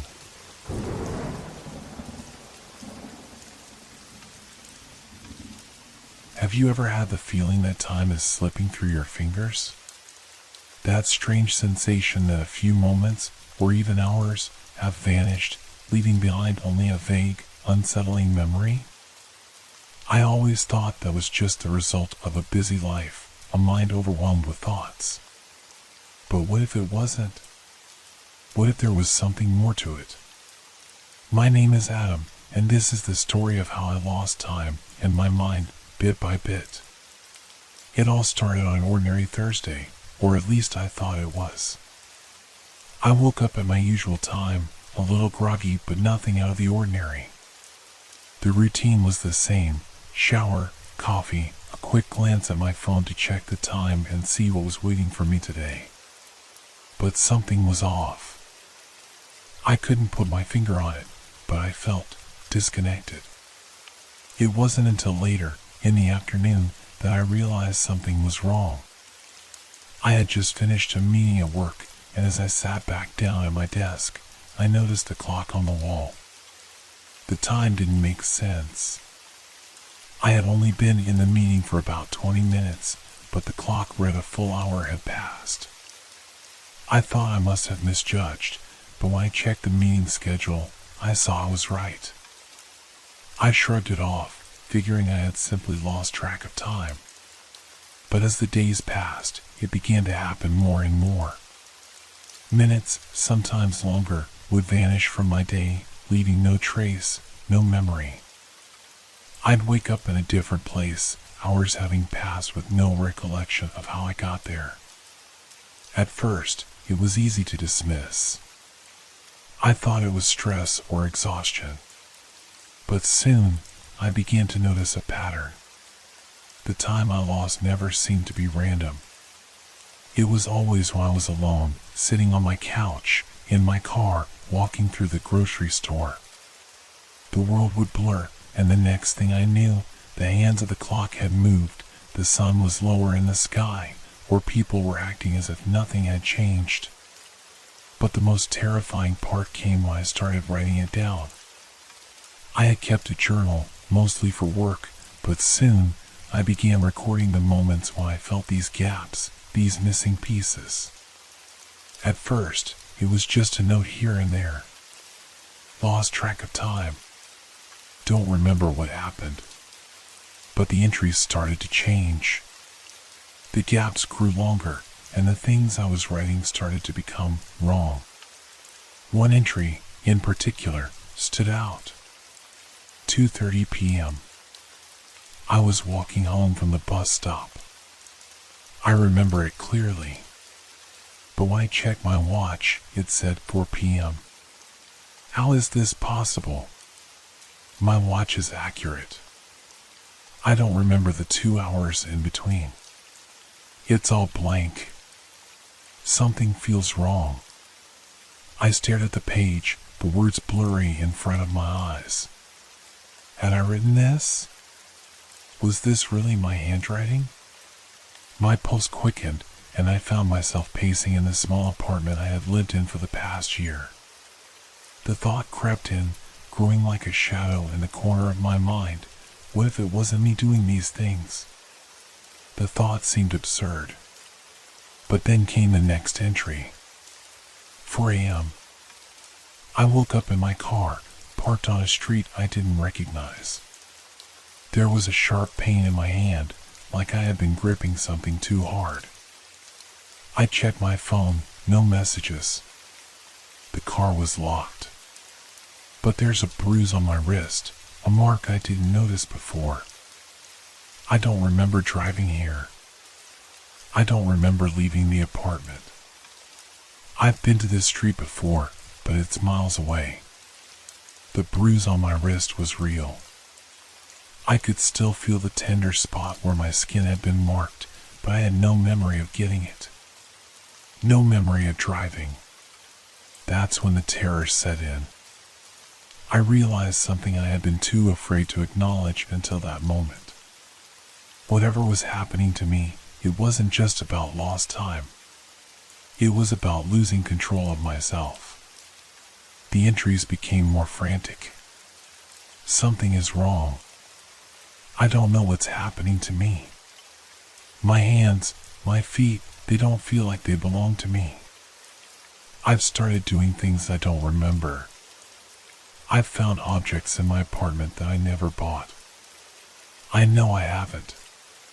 But they're here. A book, a necklace, a key I've never seen before. I started to feel it, that creeping unease, like I was no longer in charge of my own life. The world around me seemed like a stage, and I was a puppet being pulled by invisible strings. The moments I couldn't remember, the actions I didn't take consciously, began to take on a sinister form. I noticed small things at first, tiny disruptions in the pattern of my day. A door left ajar when I was sure I had locked it. A light flickering, then staying on when I was sure I had turned it off. But it escalated quickly. The lost minutes started to feel like hours. And as the time gaps grew, so did the fear. What was I doing while I wasn't aware of it? What had I become? I needed answers. I needed to understand. So I decided to track every moment, every second. I'd keep a detailed journal. I'd make notes about everything I did, everything I saw. I wouldn't let myself lose any more time. That night, as I sat in my dimly lit apartment, I started to write. My hand trembled as I recorded the last few hours. The clock on the wall ticked loudly, almost mocking me. 11:42 p.m. I'm here, sitting at my desk. Everything feels normal. I haven't lost any time today. I haven't. The words stopped suddenly. The sound of footsteps echoed outside my door. They were slow, deliberate. I stood up and approached the door. But when I opened it, there was no one there. Just the silence, the stillness. Then I felt it, the shift. A presence, something lurking in the air. I turned back to the desk. The journal lay open in front of me, the last words written on the page still fresh. I haven't. But now, there were more words. The handwriting wasn't mine. and it said, "I've been waiting for you." The page flickered before my eyes, the ink seeming to move, to crawl across the paper. And I understood with terrifying clarity. I wasn't just losing time. I was losing myself. I shut the book and backed away. I needed to get out of there. I needed to run. But the door wouldn't open. The world seemed to close in on me. And then, in the silence, I heard a whisper, so soft I almost didn't catch it. "We're running out of time." I turned, and I saw nothing. But I knew I was no longer alone. The morning after the strange note appeared in my journal, I woke up with a heavy feeling in my chest. I couldn't shake off the cold sense of dread that had settled over me the night before. The whisper still lingered in my ears, like a faint echo of something I couldn't quite understand. "We're running out of time." I wasn't sure what it meant, but I was terrified. And that fear only grew when I found myself looking at my reflection in the bathroom mirror, realizing how pale I looked. My eyes seemed sunken, like I hadn't slept in days, though I knew I had. Or had I? I splashed cold water on my face, hoping it would clear the fog in my mind, but when I looked up again, my reflection lingered a moment too long. My own face stared back at me, but for just a split second, it wasn't mine. It was as if the image had shifted slightly, a distorted version of myself. I blinked, and it was gone. I shook my head, trying to convince myself it was just lack of sleep, just stress. But deep down, I knew something was wrong, very wrong. At work, I couldn't focus. My mind kept drifting back to the journal, to the note that had appeared in my handwriting, but wasn't my handwriting at all.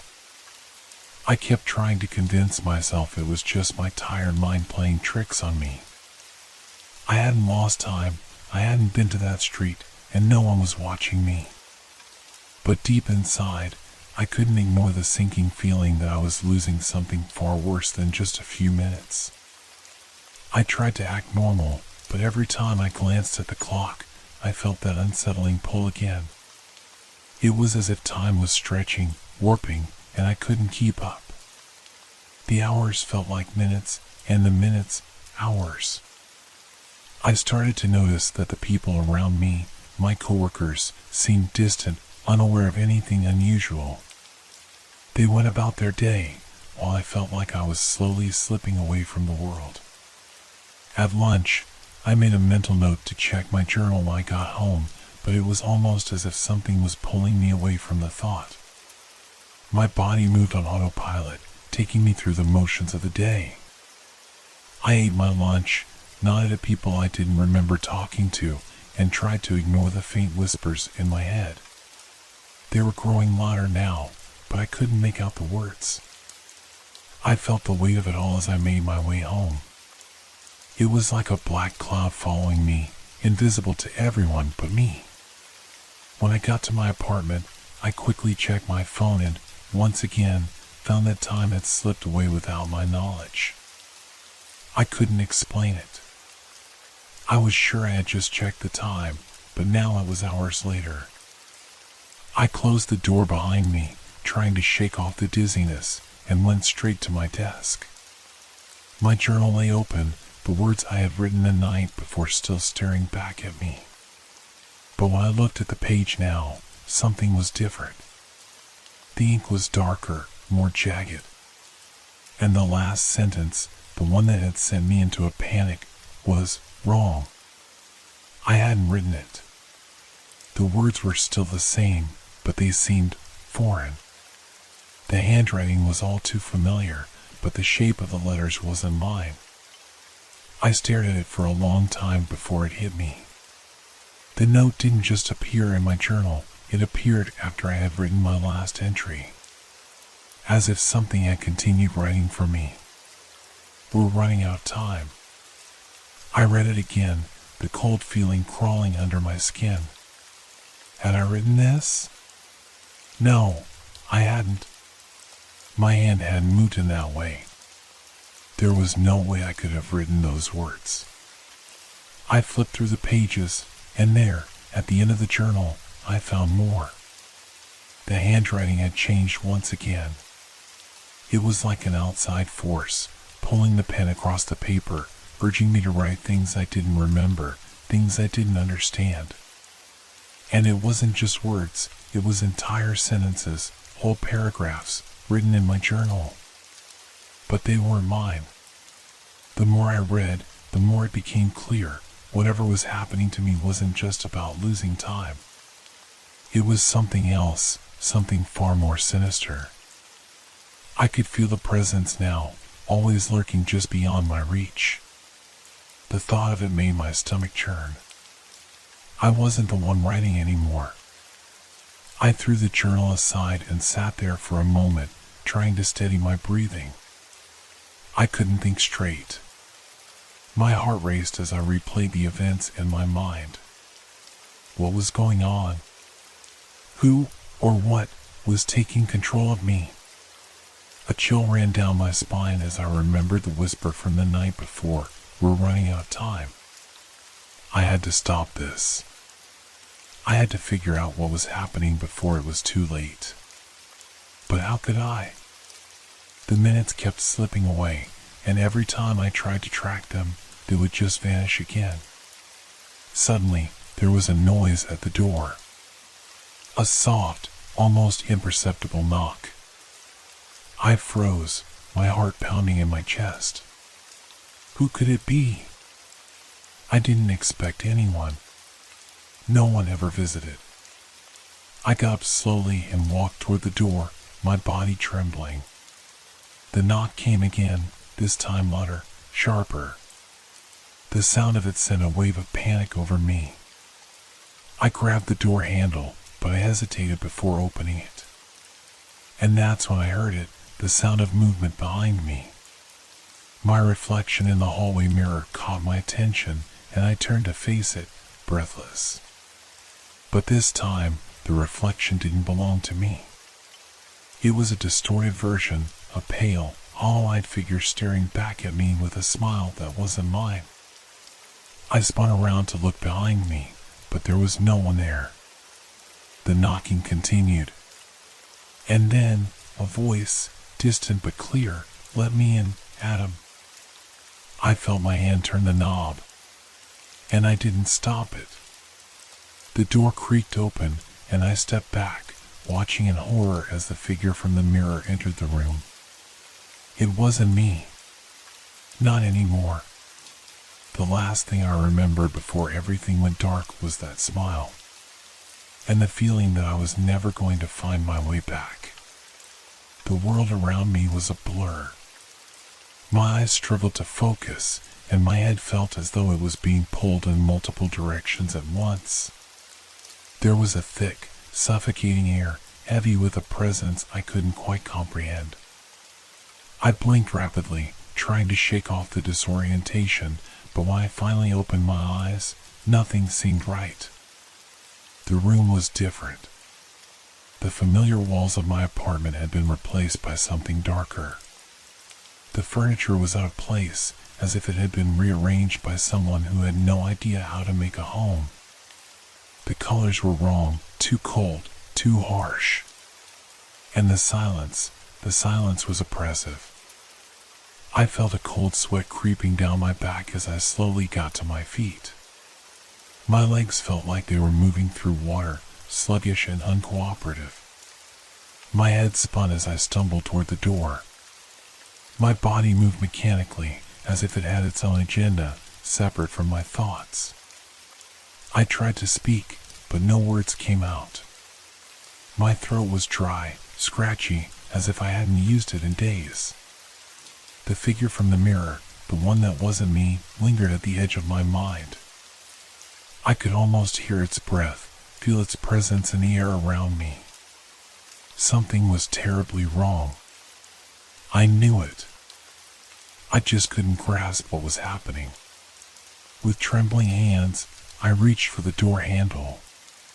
The cold metal burned my skin as I turned it, the door creaking open on its own accord. I stepped out into the hallway, every step feeling unnatural, forced. There was a strange heaviness to the air, like something was waiting, watching. I turned down the hallway, moving instinctively, not knowing why I was going in this direction, but feeling a pull toward it. The further I walked, the more the world around me seemed to distort. The walls stretched, the lights flickered, and the shadows twisted in ways that didn't make sense. It wasn't my apartment anymore. "You're running out of time, Adam." The voice. It was faint, but unmistakable. The voice from the note. The voice from the mirror. It came from all around me, as though it were in the walls themselves, seeping into the very air I breathed. I stopped in my tracks, heart racing. I knew that voice. It was me, or at least it used to be. But it wasn't mine anymore. It had twisted into something dark and cruel. Something I couldn't outrun. I tried to scream, but no sound escaped. My mouth moved, but it was as though the world had become a vacuum, sucking away every trace of sound and light. And then I saw it. At the end of the hallway, the figure stood. It was tall and shadowed, a silhouette that resembled me but wasn't. It was my face, my body, but the eyes were hollow, empty voids that seemed to suck in all the light around them. It was waiting. I took a step back, my legs trembling beneath me. Panic surged through my chest as I turned to run, but my feet wouldn't move. I couldn't escape it. "You can't run, Adam." The voice echoed again, louder this time, as if it were coming from inside my mind. "You've already lost." And in that moment, I understood. I had lost control. My body, my mind, everything was no longer mine to command. I was nothing more than a passenger in my own life. The figure took a step forward, and then another. And I knew, with a sinking certainty, that it was coming for me. I tried to raise my hand, to do something, but it was as though my body had betrayed me. It moved of its own accord, almost too smoothly, like it was no longer mine to control. My fingers twitched, my arms lifted, but my actions were out of sync with my thoughts. The figure stopped in front of me, its hollow eyes locked onto mine. There was no trace of humanity left in it, only an empty, chilling void that reflected my own fear. "This is who you are now," it whispered, its lips barely moving. "I am the one who has taken your place. And you are nothing." A cold hand reached out, brushing against my cheek. The touch was icy, and my skin crawled at the sensation. I tried to pull away, but my body refused to listen. It moved toward the figure as if drawn by an invisible force. My own reflection. My own voice. "No," I whispered, the word escaping me with more effort than it should have taken. "I'm not you." But the figure only smiled, an empty, predatory smile, and the world around me began to shift again, faster now. The walls pressed in on me, the floor beneath my feet seemed to warp, and the air grew thick with the taste of something unnatural. "It's too late," it said softly, the words almost loving in their malice. "You're already gone." Suddenly, everything stopped. The world froze in place, and I was left in a vacuum of darkness. A chill ran through me, deep into my bones, as I felt myself slipping away from reality. My body was no longer my own, and the line between what was real and what was imagined blurred completely. I reached out, desperate to cling to anything that could anchor me. But there was nothing. Only emptiness. I was trapped in this space, lost in the shadow of someone or something else. And I couldn't tell if I had ever truly existed to begin with. The darkness that enveloped me was no longer just a physical absence of light.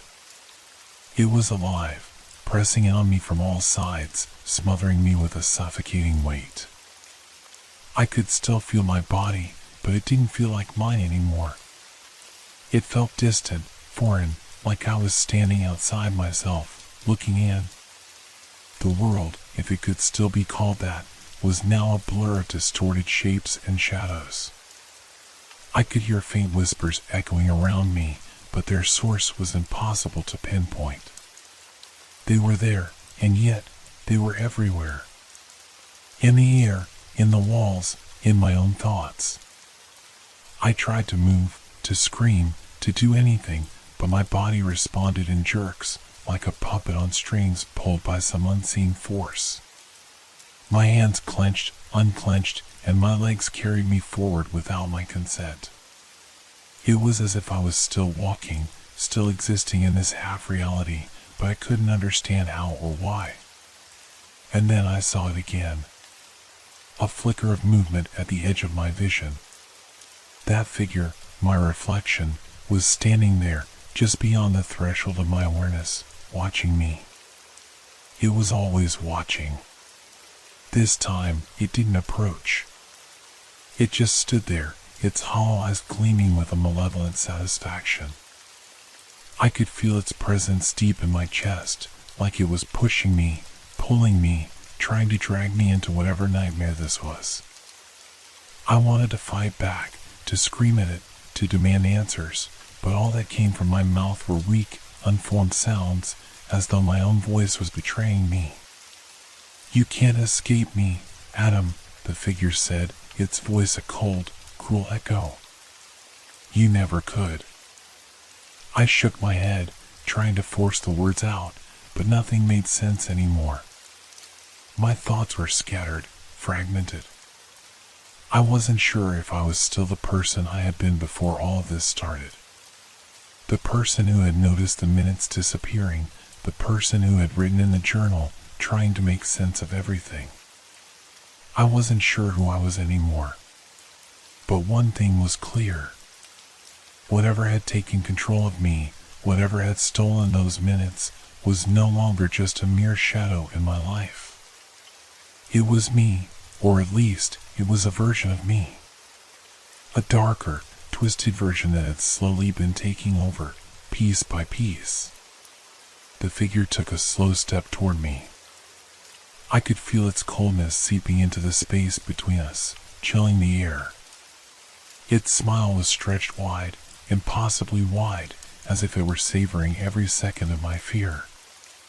"You've already lost, Adam," it whispered, the words seeping into my mind, echoing in every corner of my thoughts. "It's already done." I couldn't move. My legs were frozen in place, my mind gripped by an overpowering dread that left me paralyzed. It wasn't just the fear of losing control, it was the fear of losing myself completely. Of being replaced. Of becoming nothing. And then, just as suddenly as it had appeared, the figure began to fade. It didn't dissolve into nothingness, but rather, it seemed to sink into the shadows, as though it had never existed at all. But I knew it hadn't. It was still there, just beyond my reach, lurking in the darkness. I tried to take a step back, but I couldn't. My body didn't obey me anymore. I felt like I was caught in some endless loop, unable to break free. And then, I remembered the journal. The notes. The moments I had written down. If I could just find it, maybe I could understand what was happening. Maybe I could find some clue, some way to stop whatever this was before it consumed me completely. With what little strength I had left, I forced my legs to move. They obeyed for a moment, carrying me through the darkness, but the closer I got to the journal, the more the room seemed to shift again, as if the very walls were closing in on me. I reached the desk where I had left the journal. The room was now suffocating, the air thick with a metallic scent I couldn't place. I grabbed the journal with shaking hands and flipped it open, desperately searching for anything that might make sense of this nightmare. But as I read the words on the page, my stomach twisted in horror. The entries, the ones I had written with such care, documenting the missing minutes, the strange occurrences, had changed. They were no longer written by me. They were written by it. It's too late, Adam. You belong to me now. I've taken your place. I am you. I dropped the journal, the pages scattering across the floor. My heart hammered in my chest as the full weight of the situation hit me. I wasn't just losing time. I wasn't just losing control of my body. I was losing myself. I tried to scream, to call out for help, but the words didn't come. My throat was tight, my mouth dry. It was as if I no longer existed in the world I had known. And then, through the fog of my mind, I heard the sound again, the whisper that had become a constant companion. This time, it wasn't just a whisper. It was a voice, clear and unrelenting. There's nothing left for you here, Adam. You're already gone. The last thing I felt was the cold hand of the figure, my reflection, on my shoulder, guiding me into the endless dark. And I knew, without a doubt, that I was no longer in control. I was gone. I woke up, but not in the way you think. It wasn't the familiar stretch of morning light or the comforting sounds of the world outside my window. There was no warmth, no light.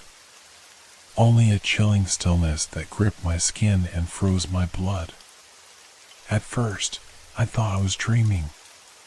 The air around me was thick with an oppressive weight, as though the space I was in didn't belong to me, as if I had been pulled into a place that wasn't meant for human existence. I tried to sit up, but my body felt wrong, heavy, uncooperative, like it didn't know how to move. I managed to lift my hand to my face, but instead of my own features, I was met with something other. My skin was pale, unnaturally so, and there was a coldness to it that made me shudder. I took a deep breath, or at least, I tried to. My lungs struggled to expand, as if the air around me was fighting against me, but I forced myself to stand. The room, or what I assumed was a room, was dimly lit by a strange, flickering light. The walls were distorted, stretched out in angles that didn't quite make sense. The floor beneath me felt uneven, like it was shifting, but when I looked down, it remained still.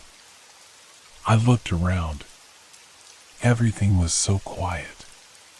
There were no sounds of life, no hum of the refrigerator, no distant chatter from outside, nothing. Only the echoes of my own ragged breath and the faint buzzing of something that seemed to be coming from within the walls. I had no idea where I was. I couldn't remember how I got here. But I knew this place. It was my apartment. Or at least, it used to be. Everything looked familiar, yet there was something so wrong about it now. The furniture, the layout, it was all there, but twisted. As if someone had taken everything I knew and bent it until it was unrecognizable. The walls had strange, swirling marks on them, like scars etched into the very foundation. They seemed to move, shifting in ways that made my head ache just trying to focus on them. The same marks that had started as faint patterns in my journal, the ones I'd noticed at the beginning, had now become a part of the fabric of this place. I heard a sound then. A soft scrape, like something dragging across the floor. It came from the hallway, just outside my sight. I froze. It's coming for me. My heart pounded, every instinct telling me to run, to hide, to escape. But I couldn't. I couldn't move. My body wouldn't obey me anymore, not like it used to. I was trapped in my own skin, caught between worlds. And then I saw it again. The figure. It stood in the doorway, watching me with those cold, unblinking eyes. But this time, it wasn't just a reflection. It was me. No, not exactly. It was everything I had feared, everything I had written about in my journal. But worse. It was me, yet not me. Its face, a grotesque parody of my own, twisted into a cruel smile, stood silently, its eyes wide with an expression I couldn't decipher. It didn't speak this time. It didn't need to. I knew what it wanted. It wanted to take me. Slowly, it stepped forward, its movements jerky, unnatural, as though it didn't belong in the space it was occupying. Every step it took made the air feel thinner, more suffocating. It was dragging me into its nightmare, a nightmare that had already become my reality. I tried to scream, but my voice was swallowed by the emptiness. The figure didn't stop. It kept coming, closer and closer, its hollow gaze never leaving mine. Suddenly, I felt something shift inside me. A surge of panic, yes, but also something else. A realization. Something I had ignored for so long, something I had refused to acknowledge. It wasn't just my body it had taken over. It was my mind, my very essence, that had already been claimed. That had already been rewritten. I was no longer the one in control. I was no longer Adam. I was simply a passenger in my own existence, while whatever it was had taken the wheel. I collapsed to my knees, the weight of it all crashing down on me. The figure moved closer still, and this time I felt its presence, not just physically, but in my mind. It was me, but it was not me. It had replaced me, taken everything that was mine.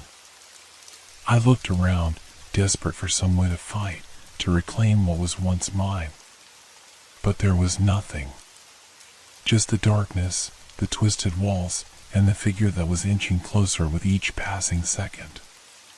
And then, just as it reached out for me, I realized something. A strange, terrible clarity flooded my mind. I had already lost. I wasn't going to fight it. I couldn't. It was already done. Whatever had happened to me, whatever had changed me, had already consumed everything. My minutes, my thoughts, my identity, all of it was slipping through my fingers like sand. The figure's hand hovered above me, and I closed my eyes, waiting for the inevitable.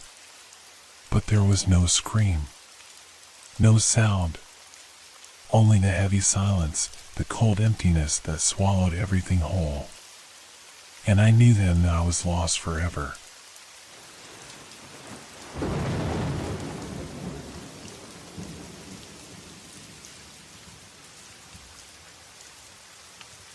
This has been a long, dark journey through the night with Whisper Crowley. Thank you for staying with us until the end. Leave a like if these stories made you look at the darkness a little differently, and share in the comments what you enjoyed most or what gave you chills. Make sure to subscribe so you don't miss our next Sinister Whispers. Until we meet again in the world of shadows.